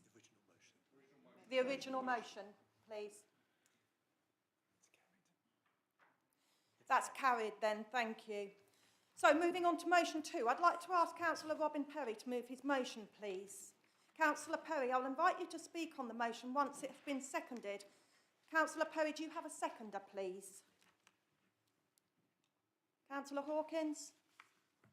I wish to second and reserve the right to speak. Thank you. Councillor Perry, would you like to speak to your motion? Thank you, Madam Mayor, and thank you for allowing me to stay seated. I've been suffering earlier on and apparently making funny noises, so apologies. Members, you'll be aware that for some time we've been concerned that we've not been able to get the formal audit sign-off for our accounts. BDO were nominated as our auditors by the government via the PSAA, and we're not currently allowed to explore other alternatives. The internal preparation of our accounts for an audit was finished long ago, but despite recent promises to increase the resource and to conclude the matter soon, BDA have been unable to commit the resources necessary to complete the job. Many other borough and district councils are in the same position as Surrey Heath. This motion, if accepted, will at least enable us to explore other avenues to help resolve the problem. So to the motion. The Council, please note that HMG awarded a new contract of audit local authority annual accounts to BDO through the Public Sector Audit Supportment PSAA in 2020. With the much publicised pressures across the whole local government audit system that are a result of staffing and capacity issues within those forms, many councils like Surrey Heath are experiencing significant delays in the completion of audits of their accounts. Having outstanding unaudited accounts falsely and unnecessarily undermines confidence in the finances of all these councils, including Surrey Heath. Recognising that staff turnover issues in our finance team contributed in part to the initial delays in the process, despite subsequently expending many hours working with the auditors, actively supporting them and responding to their queries as part of the standard audit process and receiving multiple restart dates, disappointingly, 2019-2020 audit has still not been completed by the current external auditor. Despite having been prepared diligently and in a timely manner, the external auditor has yet to start work on the audit accounts 2020-21. This delay also impacts on the preparation of 21-22 accounts. It has already incurred significant expenditure retaining temporary staff with the historic knowledge and experience required to respond to queries relevant to the outstanding annual accounts. Next point, it asks the leader of the council to write formally to the Secretary of State for Levelling Up Housing and Communities to seek his assistance in A, enabling the PSAA to offer the council the appointment of an alternative audit company that has the necessary capacity to complete the above audits, or to release the council from the requirement to use the currently appointed auditors, BDO, under the existing National Public Sector Appointments Audit arrangement for the audit of its annual statement of accounts for the financial years 2019-20, 2021-21, 22 and 22-23 until the new PSAA arrangement commences on the 1st of April 2023, to allow Council the option of securing new external auditors from PSAA or otherwise that have the capacity and capability to complete the outstanding audit of accounts. Thank you, Madam Mayor. Thank you, Councillor. Councillor Hawkins. Thank you, Madam Mayor. Quite frankly, I did not want to second this motion. I had hoped that the Chairman of Audit and Governance would second the motion. I have been a member of that committee for 4 years. It is a small, well put together, highly qualified, highly motivated committee across the political spectrum, and we as a committee have supported the Chairman of said committee. In all his discussions, we have shared his frustrations on trying to get the auditors to come to the table. He has made promises. He has promised us he would get motion, he would get information, he would get updates to us. What's happened? Nothing. And this was an opportunity for him to stand up and be counted, but he's chosen not to take it. I did look at the BDO website. It's very interesting because they say, we work with our clients, usually officers and the audit committee, to understand their particular risk environment and challenges. We maintain close contact throughout the year so that we can anticipate, promptly react to any areas of changed risk priority. Well, we are talking about, is it 1920? I do hope that those that are here in 4 years' time are still not talking about the audit for 1920. But of the two main finance committees, 21, you know what I mean, of the two main finance scrutiny committees, they're both led by Liberal Democrats and they have both failed miserably. Now, I do hope that when it comes to the vote, the chairman of the said Audit and Standards Committee will support the motion. I know I will, because I'm seconding it, reluctantly. Thank you, Madam Mayor. Councillor Mulvagonam. I mean, we are discussing audit and standards, and Councillor Hawkins brings in performance and finance. If he has a problem with performance and finance, he should have brought it separately as a motion to take whatever he wants to say. This is absolutely not the place to do it. I'm sorry. He better withdraw it, Madam Speaker. Thank you, Councillor. Your point is noted. Sorry. Right. I would now like to invite members to discuss the motion and make any comments, please. Councillor Betton, please.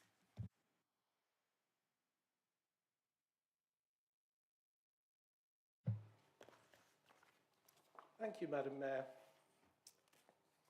Whilst I was away on holiday earlier this month, the leader kindly contacted me and asked me if I would like to second this motion. I asked if I could see a copy of the motion, which he sent through. But on reading it, unlike Councillor Hawkins, I informed him that I would be unable to do so and stated my reasons. On seeing the published wording of the motion in this today's council pack, I noted that there were some changes which, in my opinion, greatly improved the motion, and I informed the leader of this. But alas, there are still some fundamental issues, not which is the political nature of the motion highlighted by Councillor Hawkins. But these issues are still unresolved, and it's about those that I am rising now to oppose the motion. History shows that the public service auditing is in a mess. And it's in a mess. We know that. Otherwise, why has the motion been put? It is a mess constructed in Whitehall. First, by Eric Pickles, when he was Secretary of State for Communities and Local Government, when in 2014, he introduced the Local Government Finance and Audit Procedures Regulations, Statutory Instrument number 226 2014.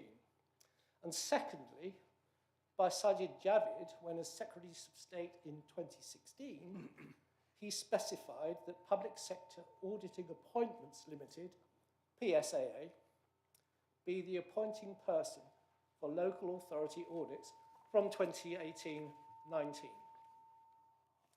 The legislation affected all public bodies, councils, NHS, police. It abolished the Audit Commission. It set new and additional requirements for all public service audits. It led to the establishment of PSA, currently based in Smith Square in London, where a lot of organisations sit. And the legislation gave PSAA the task of negotiating set fees on behalf of all bodies being audited. Audited bodies pay fees to PSAA, who reimburse the auditors. We do not pay the auditors directly. In the event of extra time being taken on an audit, the auditors negotiate pay increases with PSAA, who agree the additional payment. It's essentially not in our control. Under the scheme, audits are allocated to auditors by PSAA. The organisations being audited have no say in who's going to do their audits. The legislation was of good intent. It was intended to improve the auditing process. It was intended to save money. But as we all know, the road to hell is paved with good intentions. public sector audits are not like commercial audits, and one of the new requirements of the legislation is the auditor has to comment on the appropriateness of the body's activities. The auditor has to put their name to the probity of the organisation being audited. The outcome of all these changes was that the audit became more complex for a reduced negotiated fee. More for less rarely works in the real world. Some organisations, such as our old auditors, KPMG, saw that this was not a realistic business proposition and declined to take part in the scheme. Resultantly, a large number of individual auditors with the experience and qualifications necessary to carry out public sector audits were taken out of the pool available. Now, addressing the motion, it calls for the Secretary of State to let Surrey Heath change auditors. It is specifically stated in the guidelines, in the answer to that question, no. Acceptance of PSAA's invitation to opt out means that the body is opted in for the duration of the compulsory appointing period, 5 years from 2018-19 or 2023-24 respectively. The only exception is where the body ceases to exist or ceases to fall within the classes of authorities for which PSAA is the appointing person. So the law prevents it. But just supposing the Secretary of State feeling helpful, would the courts accept it? The auditors, who still exist, will require payment for the work that they have done. At a cost, I would remind the Council, for the 2018-19 audit, £30,000 was the negotiated fee. We paid about 90. I don't know what the bill will be for the current audit. We are part of the scheme. We benefit from being one of the many adversely affected. If we go alone, we lose that. So the issue is whether we remain in, whether we change auditors and so on. This has been discussed on several occasions by the Audit and Standards Committee, and the consensus was that we stay on board and keep the pressure up on the same situation to get the PSAA to sort out the government's mess. I have the relevant minutes here, if you want to look. But who did? I would advise any of you who have not attended the meeting to read the minutes, but who did, without contestation, approve those minutes of full council. The motion is ill-conceived, ill-timed and uncosted. I'll be voting against it, and I urge you all to do likewise. Thank you. Thank you, Councillor. Anybody else, any other members like to speak? Councillor Bates, please. Thank you, Madam Mayor. I feel as if I'm a kind of spectator here in the World Buck Passing Championships. And certainly, as far as I'm concerned, this motion is extremely ill-conceived. I'm afraid it's disappointing to have heard some of the language that was used earlier towards other members. What I would say as a member of that audit committee, that has been a non-political committee, I would praise and recognise the work of every councillor that has been a member of that committee, including members of the Conservative group, who I think have supported that, and the Vice Chair is also a Conservative as well. So I think that was a rather cheap shot and unnecessary, and purely, frankly, for political purposes. In terms of the specific history of all of this, there seems to have been a collective failure of memory here, at least from those proposing this motion, as to why there was a delay in the first place. Because the delay was, and it's all in the records, and you can look at it up yourself, is because of the issues that we had initially with the JPUT of this council. So when we purchased commercial investments, we put it in a body, and there was issues regarding that. And the previous auditor had those questions, and the current auditor quite understandably had similar questions. That isn't the only reason. Of course, we've had issues in this council historically with things like unlawful payments to senior officers. We had an issue where the leader of the Liberal Democrat group raised a problem with the balance sheet that had to go to the external auditor. We've had a problem more recently with capital expenditure and contracts, all of which again have been highlighted on a cross-party basis. So with serious issues of financial governance which have been looked into and we have needed to resolve. And in terms of the council's responsibility for all of this, of course, it's not exactly the auditor's problem that we have deleted documents. Maybe in good faith, maybe not. But the fact is they have been deleted and that has hindered their work. It's hardly the external auditor's fault that key members of staff left. It's hardly the external auditor's fault that handover documents were not as good as they should have been. Those are the responsibilities of this council, and I haven't heard the responsibility being taken by Councillor Perry and others, the administration, and the wider council in terms of that wider responsibility. I'll come on in a moment to the external auditors and their responsibility in a moment. It's not the external auditor's fault that at the last meeting we said that we heard there were 24 questions that were unresolved. I assume that number's gone down, but that was 24 questions that they had of our council that were unresolved. It's not their fault. There's a dearth due to national policy reasons that have been identified by Councillor Betton quite correctly, and which we as a committee have expressed concern regarding that. That libraries and auditors are now personally liable for issues that are made, and as a result of which experienced auditors left. Now, that is not our responsibility either, but I can think of some people whose responsibility it certainly is. In terms of our actual auditors, it is certainly true that I am concerned about the customer service that they have given. I'm concerned about the way we've handled it as a council as well, which hasn't been good enough. But in terms of their work, there is certainly questions to ask, and I've asked them, many other colleagues have asked them as well. But this motion is completely the wrong way of addressing it. What should have happened, and what I suggest should happen, is that the chairman and the vice chairman on a non-political committee should get together with our external auditors and our officers and say, look, is there any realistic prospect of this audit being completed and the future ones? Because if there isn't, then the audit committee should then decide, and the audit committee should be the ones bringing this motion. The last person in the world who should be bringing this motion is Councillor Perry, because it's his accounts that they're being audited. So he actually has a conflict of interest in all of this, and I don't think should have proposed it at all. In fact, I hope he withdraws it, because this motion is a farce. What should happen is the audit committee are the ones who look at this, and the audit committee should be the ones who propose any work that needs to be done in terms of the government. This is completely the wrong way, it's disrespectful, and it's not how the committee works, not how auditing works either. So I think we have worked in a cross-party manner, rightly to do so.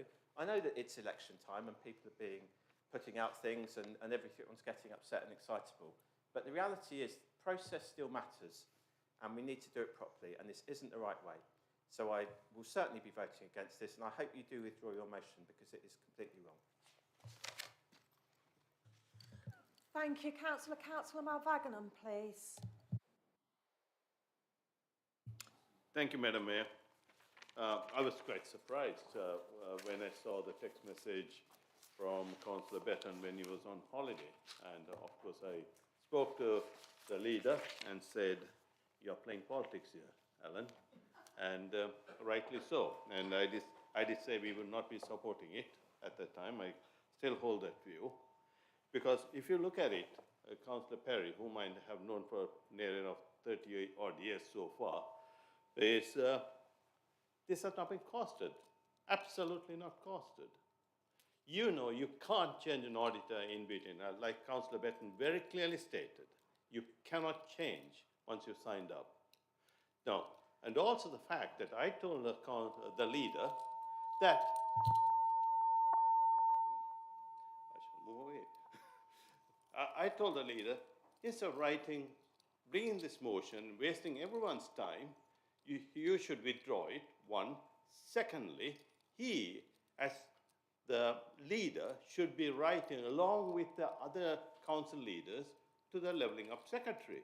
That would have been a lot simpler and make it a public document. Rather than this farce here, what's going on is a total farce. Come on, guys, grow up. This is just not good enough. Really isn't good enough. I mean, and also, I mean, seriously, I'm quite surprised, Councillor Perry, you brought this into the chamber. Honestly, I am. I'm sorry, I will not be supporting this. Thank you. Councillor Wise, please. Thank you, Madam Mayor. I kind of want to address some of the comments earlier from members of the Conservative group, and it's a bit rich coming from them to criticise the Liberal Democrats when in fact they've been in charge of this council since 1974. And what work have you actually done to actually address this issue over the last 3.5 years? Not a lot, really, from what I've seen. frankly, there's a litany of mistakes that this council has proceeded with under the leadership of this Conservative administration and the 3 finance portfolio holders that we've had. I mean, we only need to look at the mistake of buying the shopping centre, which has dropped in value, which must have been a clear issue of the audit, because why is it not being signed off? Why is it that this council continues to receive questions regarding the audit? Why are they not being asked? And I think Councillor Perry really needs to answer those questions. It's his responsibility, not bringing a motion which is political. I understand how politics works. We've got an election, and the Conservatives are all pretty scared of losing their seats when it comes to May. But I think you all need to kind of get your act together, really, because this motion doesn't actually solve anything. What it does is passes the buck, as Councillor Bates said. It's an attempt for the Conservatives to say, you know what, this isn't our fault. Our leadership's not the problem here. It's the fault of someone else. It's the fault of the Liberal Democrats for the committees they run. It's the fault of the national government it's the fault of the auditor. I mean, this motion actually names the auditor and it basically says it's their fault. I'm actually pretty concerned that this motion opens the council up for liability issues in the fact that the auditor itself has been blamed. I would actually ask for advice from the head of legal services for that, on that point. But really, I think the Conservative administration needs to accept the responsibility on this. They failed. It's time to pull yourself together, and if you can't, we've got elections in May, and hopefully we'll have a change of administration. Thank you. Thank you, Councillor. Councillor Gordon, please. Hiya. I don't sit on the finance committees or P&F or scrutiny, so please excuse my naivety in this area. But there's been lots of noise made by your party in your campaign regarding the audits not being done so far. Lots of noise everywhere, flies everywhere, residents, social media. So this motion, in my humble opinion, seeks to get the audits done somehow. So surely, by getting the audits done and showing transparency, that's what your guys are aiming for. So I don't understand why you're against it. The whole point of this motion is to get someone else to come in, rather than BDO, to get the audits done. So you guys are opposing it. I just find that quite strange, quite confident in what you're saying out. That's it, right? Thank you, Councillor. Councillor Wheeler, please. Thank you, Madam Mayor. Unusually for me, I shall be speaking with very little passion whatsoever. The subject is very dry. I have 2 questions that really have occurred to me during the debate this evening. First and foremostly, have we responded to the satisfaction of the auditors to every question that they have raised in relation to this audit, is question number 1. And question number 2 is, can the person that is proposing this guarantee us that if we were to support this motion, that there would not be any additional cost over and above the cost that we have currently incurred with the audit, and that we would continue to incur should the audit take longer than the standard, so the example of from 30,000 to 90,000, if this motion was to go through. Very naive view. Essentially, we are going from something which is a fixed cost, which the government has put in to try and have some rigour, and I'm not interested in whether or not that was a great idea or a very bad idea. We're where we are, but those costs are nationally agreed and nationally put forward to something which is essentially unregulated, and with an auditor that would need to start again. And we've already heard that we've had to hold on to temporary staff in order to be able to answer the questions. Again, it's a very cut and dried subject. The information to support all the decisions that we've made should be there. It's legislative. We have a duty as a council to have all of that information there. So I would be very grateful if Councillor Perry could answer those 2 questions. Thank you. Any other speakers, please? Councillor Noble, please. Thank you, Madam Mayor. As a former auditor, I'm surprised that Councillor Perry is moving this motion, and that at clause E, he states, despite having been prepared diligently and in a timely manner, the external auditor has yet to start work on the audit of 2020-21. The auditor is required to check the balances at the start of 2020. They cannot do that until the 2019-2020 audit has been completed. And until that 2019-20 audit is completed, the rest of the year's audits cannot take place and be concluded satisfactorily. I agree with Councillor Bates that the way of going around this is inappropriate, and I hope that Councillor Perry will remove the motion. I certainly can't accept it. Thank you. Any more speakers, please? No, in that case, Councillor McLafferty.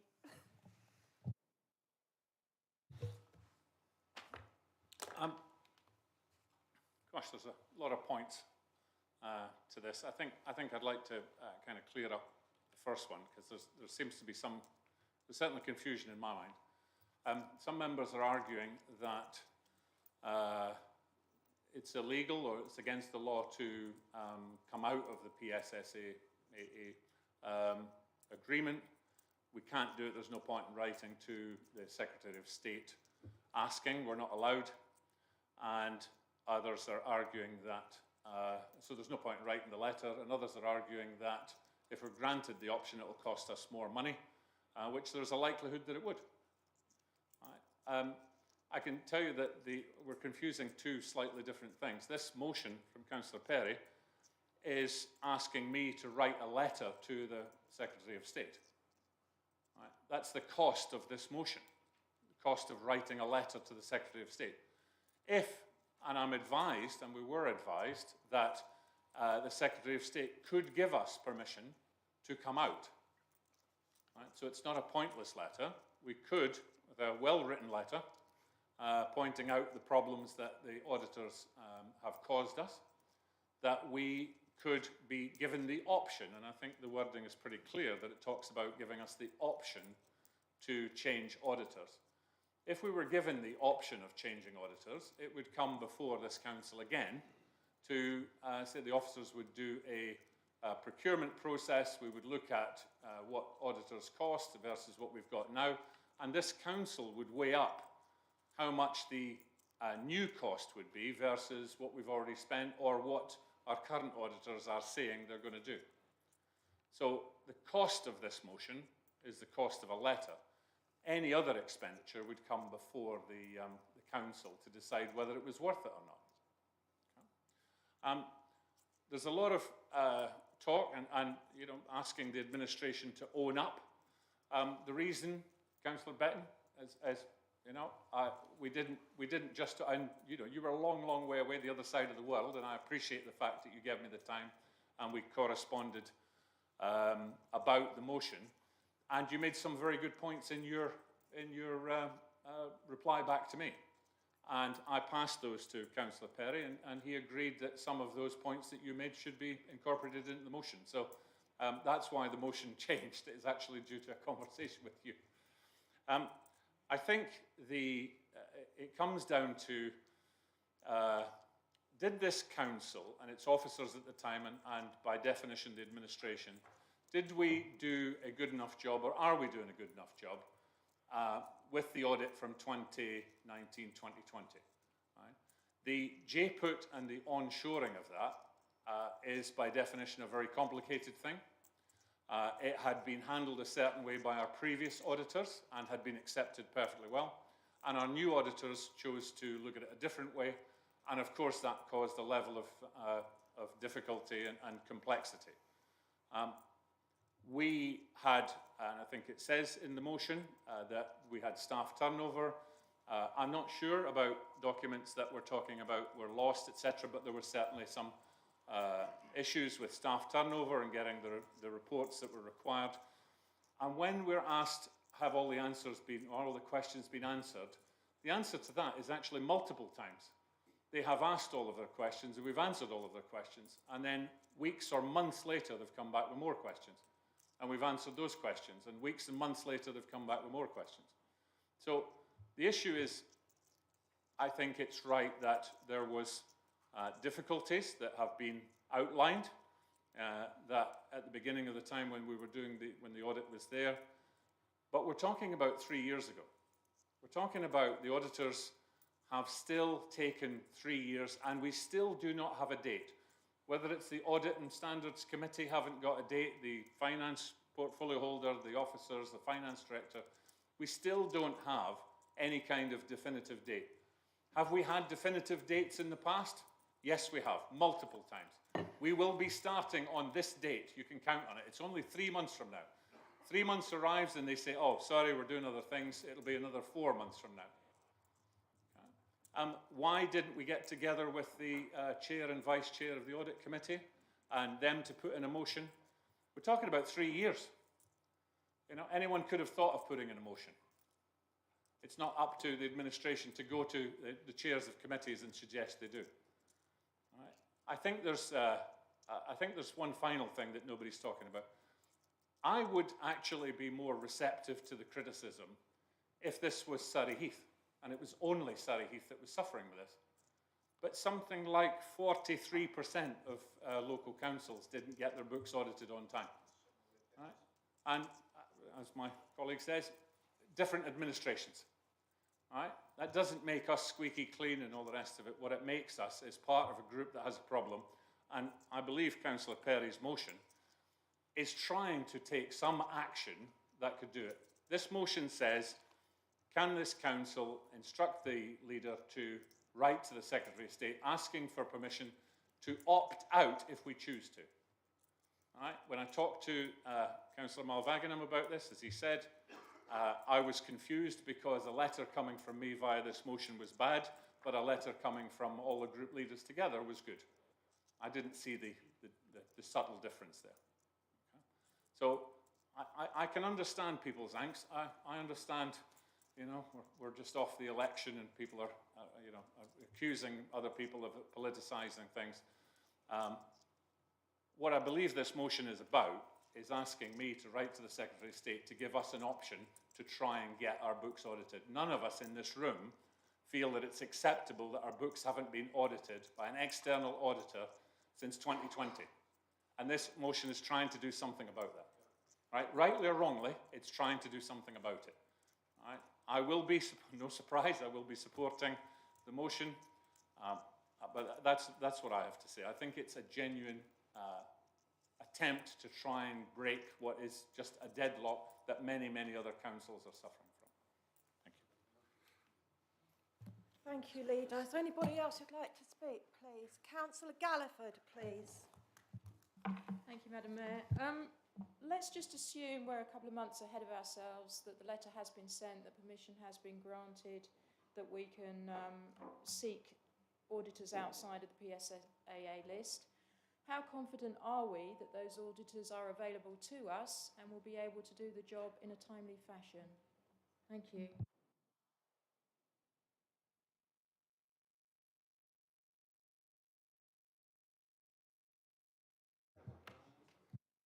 Thank you, Councillor. Any other speakers? On a point of order. Thank you, Madam Mayor. I just want to correct the record of Councillor McLafferty. It's not 43% of councils, it's 43 councils. Madam Mayor, point of order. When I spoke to the leader, I did not say the group leaders. I said all the council leaders who have not been audited should write together and publish it. Write an open letter to the Levelling Up Secretary. Thank you. Councillor McLafferty. A personal explanation, please. Being allowed a personal explanation. People would bear with me. Sorry, I was reading. I just read off of here. It said 43%. 208 not completed by the relevant deadline. You may well be looking at 43 are still waiting, and maybe it's just a coincidence that it's 43% here and 43 councils. I accept if that's the point. Sorry, Councillor Malvaginam, I was caught out by the amendment to the amendment. I thought when we were talking, it was the group leaders you were suggesting, not the borough and district leaders. Okay. I'll just push my luck here. Councillor Galliford, are we confident that other auditors have capacity and ability to do this? As it was pointed out, we've been in the administration for personally explaining 40 odd years, and we've always attracted and gone out and got our own auditors who've done a perfectly good job up until now. So confident that there's certainly the capacity out there, if this council chooses to do so. Thank you, Leader. Any more, please? Anybody else wish to speak? Right, in that case, Councillor Perry, would you like to respond? Thank you, Madam Mayor. First of all, I've got to say I'm very disappointed that the opposition should use a whole thing of personal attacks on me for a problem which is being faced by the whole council. I can assure you that the history to this, since I became portfolio holder and Mr. Watson joined the organisation here, we've spent many hours trying to sort this issue and try to respond to the constant complaints from the opposition that we were behind on the audits. This motion is a move to try and resolve the situation somehow. We are locked into it, as I've said in the motion, with the thing. We totally acknowledge that. All we can do is ask and try and, by asking, put a bit more pressure on them to do something about it and get our audits finished. To answer Councillor Wheeler's question, as far as we know, there are no outstanding questions. Every question they've asked has been answered. And I think Mr. Watson will confirm that. And they've been in that situation for some time now. We genuinely are being delayed purely because they cannot put the resource into on our audit to solve this issue and get moved on. Of course, we can't complete other accounts, as raised earlier on. We need to complete the 2019-2020 accounts before all the following accounts can be done. In fact, the audit or the preparation for those following year's accounts are already done. So once we get that first audit done, it'll be like a domino effect, and the others will be finished very quickly after that. So all I would say to you is that the motion was put forward with the best intentions to try and solve a problem that we all recognise and share. But I don't like the way it's being done. Thank you, Madam Mayor. Thank you, Councillor. I'd now like to move to a vote on the... Order? Sorry, Madam Mayor, I didn't wish to interrupt you.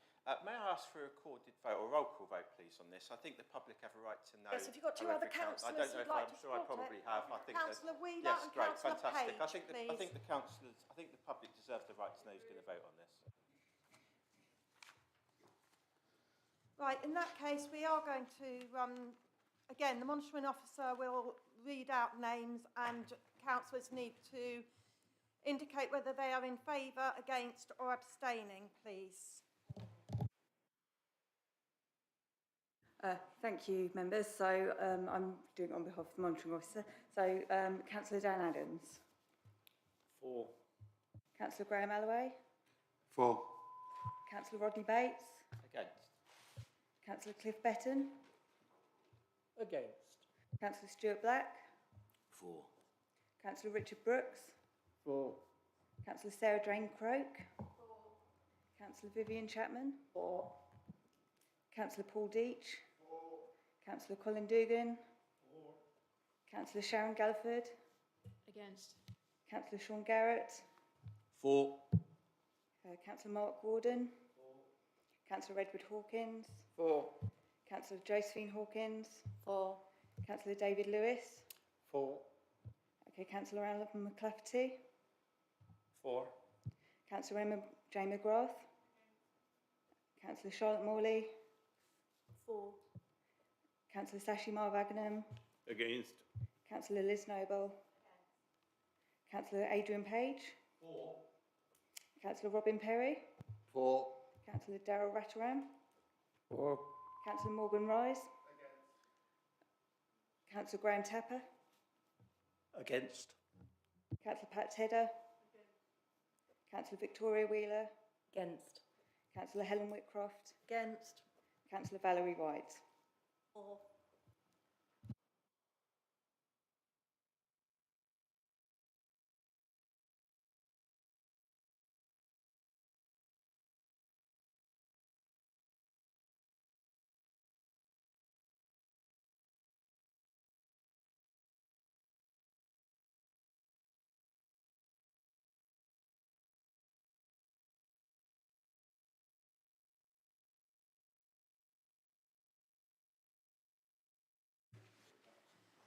Thank you, members. I declare that the number of votes was 19 for, 11 against and no abstentions. Therefore, the motion is carried. Moving on to item number 10, I'd now like to invite the leader to introduce the report of the Governance Working Group and to move the recommendations therein. Thank you, Madam Mayor. Members, the Governance Working Group is making 3 recommendations this evening.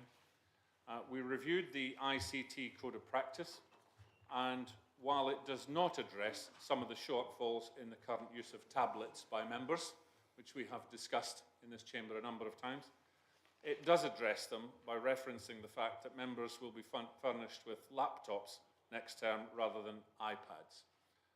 And that's the main change of the ICT Code of Practice as laid out in Annex A. We next reviewed the social media protocols for councillors.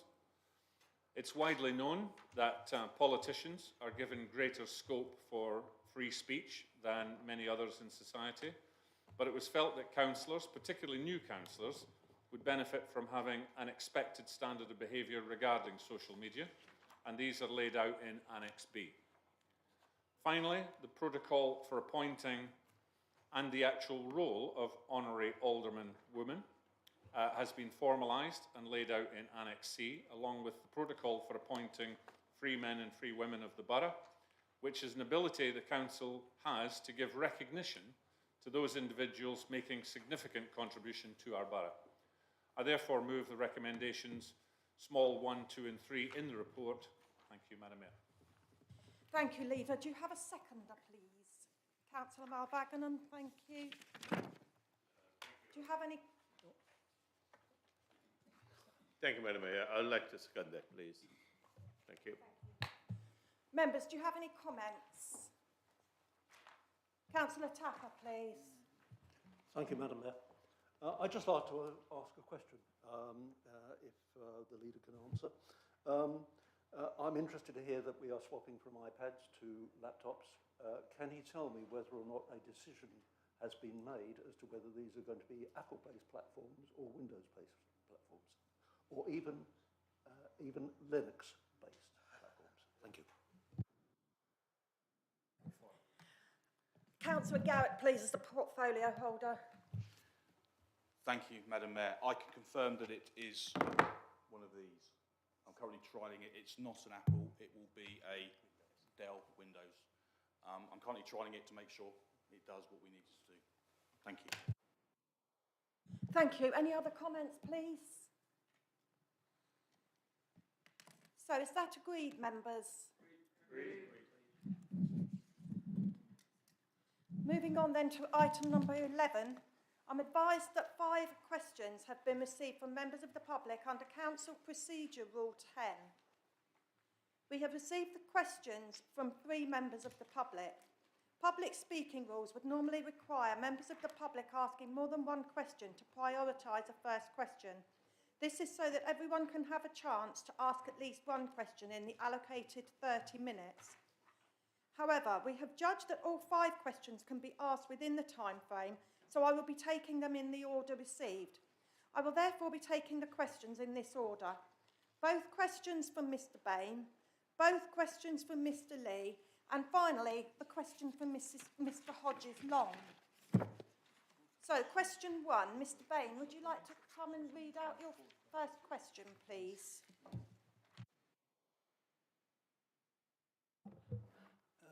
Good evening, Madam Mayor. Would it be sensible just to dispense with the questions and answers for me to go straight to my supplementary in the interest of speed? You have the right to ask your question if that's what you wish to I'll do. have to read the question, okay. Can the council demonstrate that it can comply fully with the requirement to satisfy the test for the minimum revenue provision for the year to March 2023 and an estimate based on using current rents and interest rates for the year to March 2024?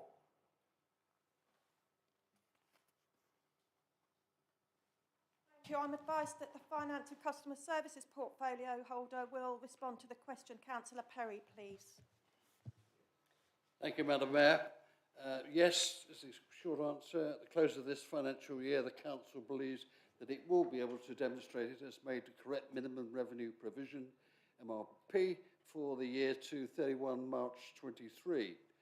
This will be confirmed once the 22-23 accounts have been audited. The budget that has been proposed for adoption this evening and passed this evening has also included the correct provision for debt interest and minimum revenue provision. Thank you, Councillor Perry. That's clear. Just that obviously I have to accept your interpretation, and we'll have to see how things pan out in 2024, recognising that there has been a significant increase in interest rates, even since I posed my question. So thank you for the question. Thank you for the answer.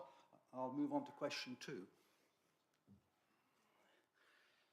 Question 2. Can the Council explain why the decision taken in Council to borrow the entire acquisition cost of the Mall and the House of Fraser store at secure, long-term, advantageous low rates from the Public Works Loan Board was disregarded and brushed aside?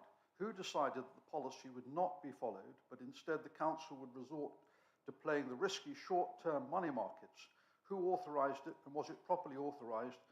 And what is the estimate for the ultimate cost to the resident taxpayer? As there is, and is there any likelihood that services will be impacted? Again, portfolio holder for Finance and Customer Services, Councillor Perry, please. Thank you, Madam Mayor. The Council did not take a decision to borrow the entire acquisition cost of the Mall and the House of Fraser store. Regarding the former, the Council report delegated responsibility for financing borrowing to the then Executive Head of Finance. Regarding the latter, this was delegated to the then Chief Executive in consultation with the Land and Property Board. As it stands, the Council, following advice from its Special Treasury Advisors, opted for a combination of some longer-term debt utilising Public Works Loan Board borrowing and Phoenix loans, which represent 60% of our borrowing, and some shorter-term loans, debt, which is about 40%.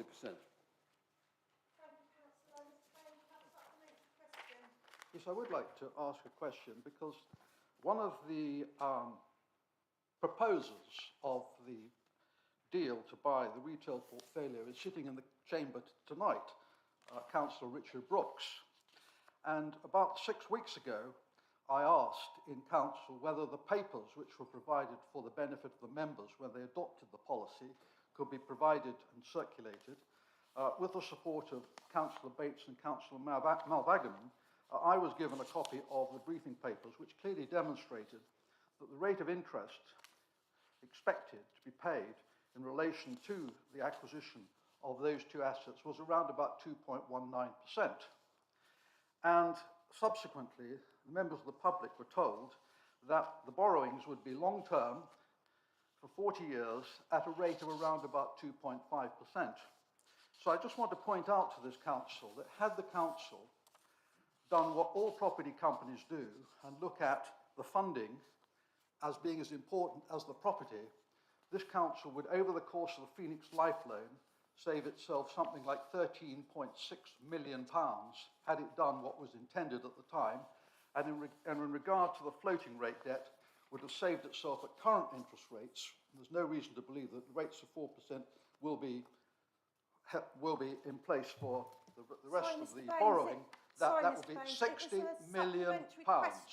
So I hope you all realise that by not doing as you thought you were going to do has cost the taxpayer a lot of money. Thank you very much. Yes, Councillor Perry, yes, of course. Thank you. Mr. Bain, I don't know if you realise it, but by opting for the policy that we did, we've saved millions of pounds to date. The average interest rate we paid from the purchase of the Mall onwards has been way below the Public Works Loan Board has been at that time. And our forecast for the future is that interest rates, although they're peaked at the moment, will in fact come down again. Will give us more opportunities to borrow at below public work loan rates. That's our professional advice that we've received. So the facts that you're stating are not facts, they're your opinions. You're rewriting Thank you, history. Councillor. I'm afraid, You're Mr rewriting Baines, history. you've asked your question. Could I next ask the next question, please? Mr Lee, would you like to come and read your first question out, please? Thank you, Madam Mayor. So, following the publication of the audit recovery motion, one, have the auditors named in the motion been invited to attend the full council meeting?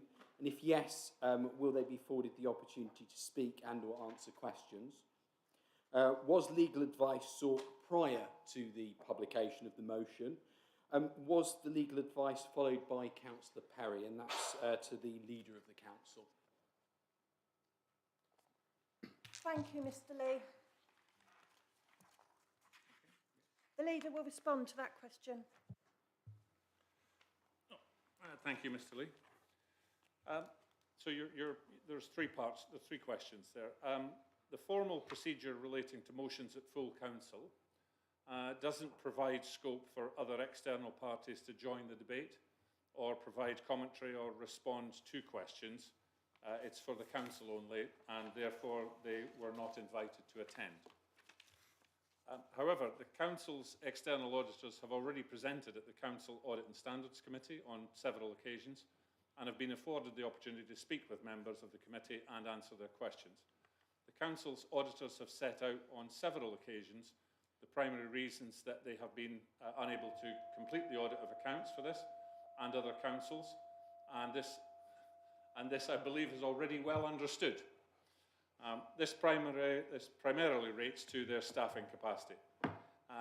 Yes, the motion was considered by the Council's Chief Legal Officer prior to publication, as is standard practice, and the Council's Chief Legal Officer was satisfied that the motion was valid and that there were no legal implications arising from it. Thank you, Councillor McClafferty. Mr Lee, do you have a supplementary question? Would you like to ask that, please? Thank you, Madam Mayor. Thank you, Leader. Should the auditors wish to take umbrage with that motion themselves and seek legal redress against either Councillor Perry or the Council, if Councillor Perry, they were seeking to seek legal redress, who would be covering those costs? Would that be Councillor Perry and the seconder, or would that be the Council?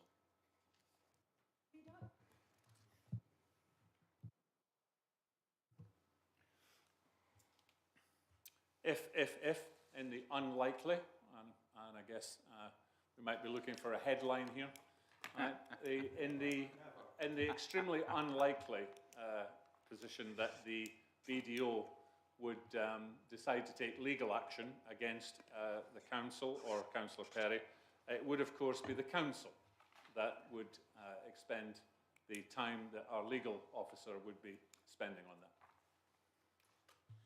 Thank you, Leader. Mr Lee, would you like to read out your second question? Thank you, Madam Mayor. This is to the Financial and Customer Services Portfolio holder, Councillor Perry.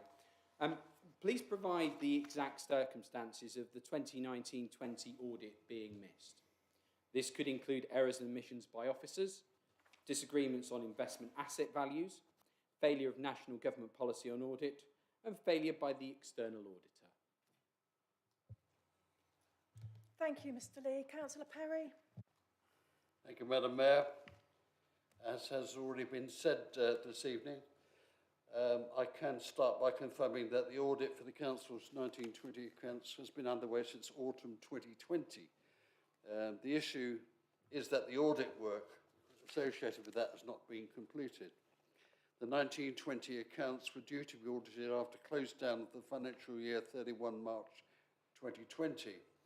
At the start of the audit back in May 2020, the external auditors, BDO, did want to commence some interim work. This was at the start of the COVID-19 pandemic, and most of the finance staff were redeployed dealing with resident welfare issues and support payments. By mutual agreement with the auditors, that work was then deferred until the autumn of 2020. BDO, as you know, also audit other public sector bodies, the Health Service and many other councils. And they started taking priority, the NHS in particular, They therefore suspended work on our audit until the spring-summer of 2021. The external audit includes, as is normal part of the process, confirmation of the appropriate treatment of significant new items in the accounts, such as consolidation of the JPUT or how certain balances and reserves are presented.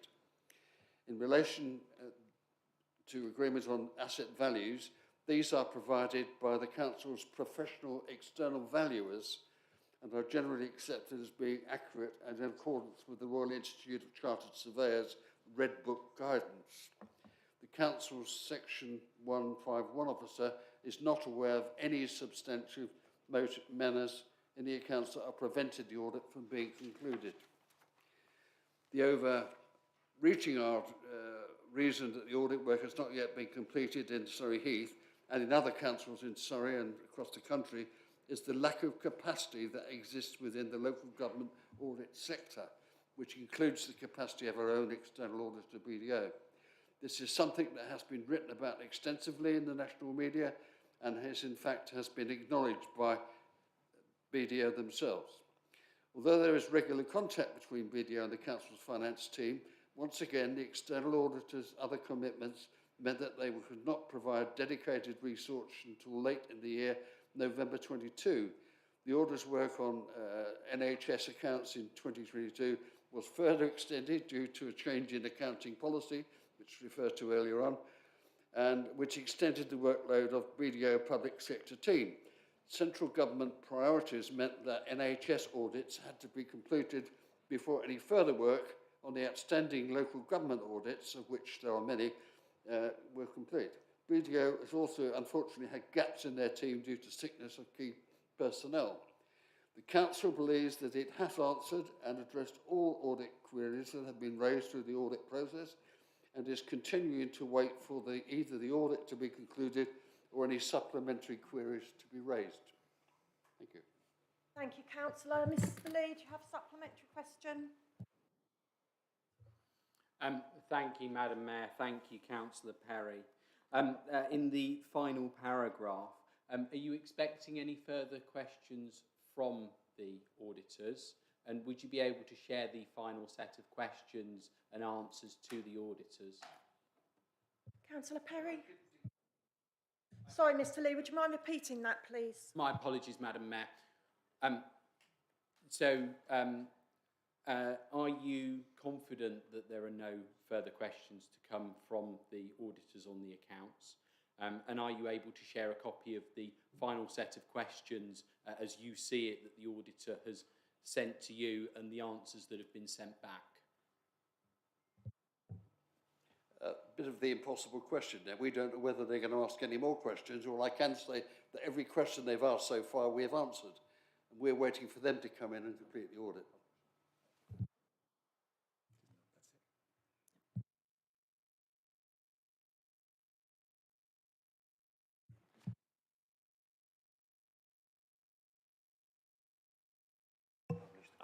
Sorry, Mr. Lee. No, we won't be making public their questions as it's not part of our procedures.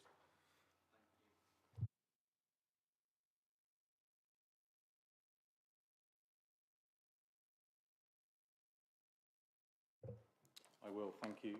So this is a question for Councillor Croke, Housing Support and Safeguarding Portfolio. So please confirm how many Surrey Heath residents are currently living in social housing that have inoperable heating, contain asbestos or have recurrent black mould issues.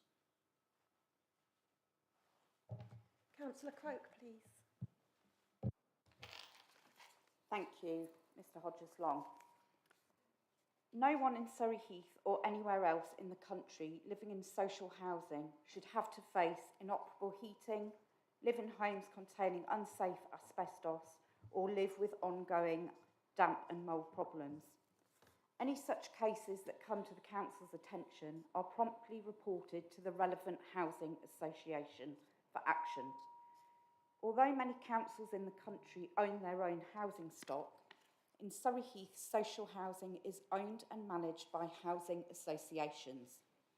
As they are legally independent organisations, the Council does not hold data on their properties or their tenants.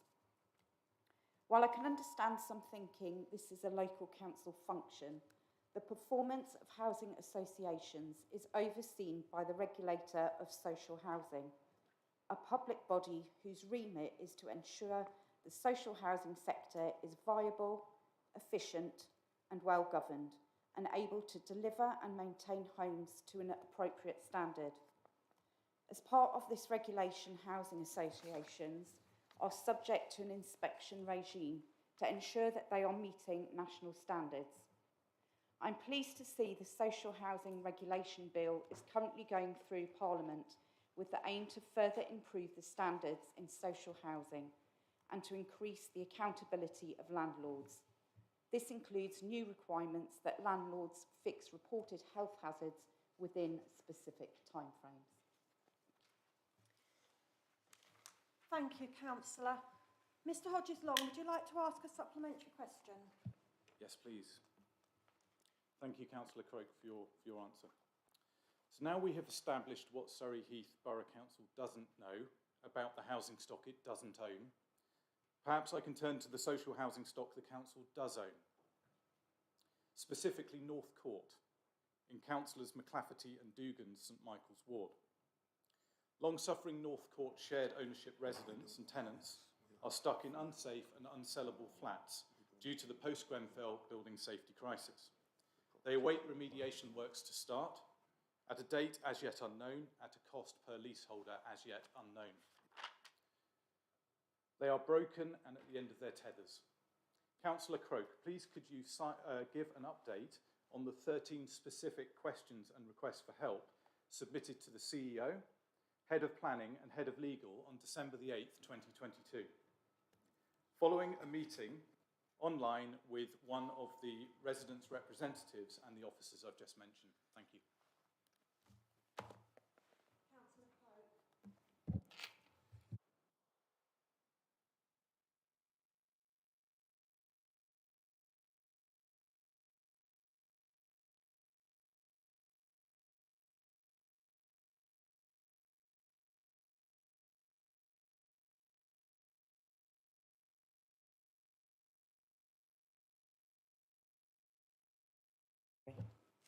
So we will come back to you on that one in 7 days. Thank you. Thank you, Councillor Croke. Thank you, Mr Hodges-Long, for your question. Moving on now then to item 12, questions from councillors. I can advise that no questions have been received from councillors. So moving on to Leader's Question Time, I would now like to invite members to ask questions of the Leader, Councillor Alan McLafferty, on issues relating to executive functions. Please be aware that 20 minutes is allocated for Leader's Question Time. As usual, so that everybody can have a chance, I will try to ensure that all members have the opportunity to ask a first question before I invite you to ask a second. If you have more than one question, please can I ask that you prioritise the first. Please also keep your introduction to your questions as short as possible so we can hear as many questions as we can. Now, could I ask, please, I think I saw Councillor Vyse first. Thank you. Thank you, Madam Mayor. I will keep it brief as much as I can. I just want to refer back to Councillor McCafferty's comments earlier with regards to reserves and earmarked reserves. If it's possible to move those earmarked reserves over to general fund, why hasn't the Leader instructed the Executive to do so until now? Leader.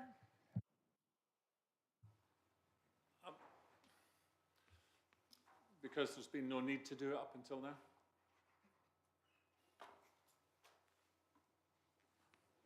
Councillor Tapper, I believe, was next. Thank you, Madam Mayor. Yes, I'd like to ask the Leader if he is aware of the ugly scar that has appeared on the High Street, where, as I understand it, SSE has recently carried out repairs to the electrical network beneath the most recently paved section of the High Street's renovation. If he is aware of that, he will probably also be aware that this is not the first occasion on which repairs have been carried out and been left in a disgraceful state The same thing has happened in the past on Park Street. So I'd like to ask, has he had an opportunity to speak to the relevant authorities to find out how soon they will return to restore the High Street to the state in which it was before they attacked it? And if it is not less than 30 days, can he please address this with the relevant authorities to make sure that we require it to be completed within 30 days? Thank you, Madam Mayor. Leader? Thank you, Madam Mayor. Yeah, it's ugly, isn't it? It's, I'm aware of it. I'm aware of the tarmac that has been put down where the paving stones were taken up. And you're right to talk about Surrey County Council. It was their contractor. I'm not sure I would describe it as they attacked the pavement. They, as I understand it, there was a fault and they repaired the fault, which happened to be underground. My understanding, Councillor Tapper, is that, of course, it would be preferable that they lifted the stones, did the work, put the ground back, and then made good with the stones they'd lifted. But it's also a specialist skill set to do that. Not everyone can do it. Certainly not people who are just, digging the hole, getting the fix done, tarmacking and moving on. We have flagged that to Surrey County Council. They've acknowledged that the work needs doing. I don't think it'll be a surprise. They haven't said that it will be done within 30 days. I think 30 days is reasonable. And we're certainly chasing them to do that, but they have placed a defect against the subcontractor, which moves it to a higher priority, and they've done that. If any stones were damaged during the lifting, then luckily we had thought of that when we did the High Street and have a stock of replacement or spare stones stored, and they can be used to replace any that were broken. Thank you, Leader. Councillor Wheeler, please. Thank you, Madam Mayor. Alan, would you, sorry, Councillor Clafferty, do you want to turn your speaker off? Sorry. I'm trying to, minimise the reverb. Mine actually relates to a question that was asked by one of the residents today, and it relates in particular to accent. I've been contacted this week by residents within Chobham who no longer have any terrestrial television reception, which to many of us may not be an issue, but for those who rely on terrestrial television for their major entertainment certainly is. That fixed it. Bang the television, yes. And then in addition to that, there's a blown up plug socket and a water ingress that hasn't been fixed.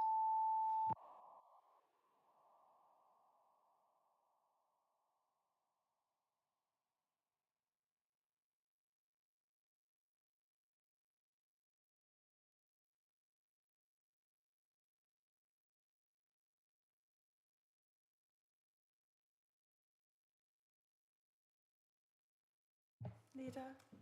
Yeah, thank you, Councillor Wheeler. Yes, just for clarity, we don't contract with Accent. We sold Accent our housing. They're independent of us. They come to external partnerships to report back, and I think external partnerships do a good job of grilling them, and they have plans to improve their performance, etc. My colleague, Councillor Croke, happens to be very, very good at escalation, right up to the top echelons of Accent.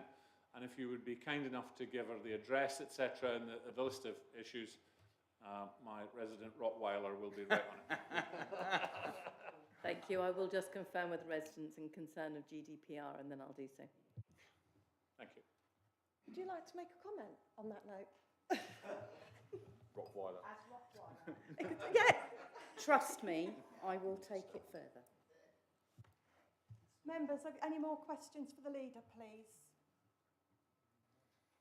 No? All done. In that case, we conclude the business of the meeting, and I'd like to thank everybody for attending, both public, online. Safe journey home. Thank you. Good night. Thank you, Madam Mayor. Well, you're not going to say that, no. Of course you're not allowed to. I mean, your God go with you.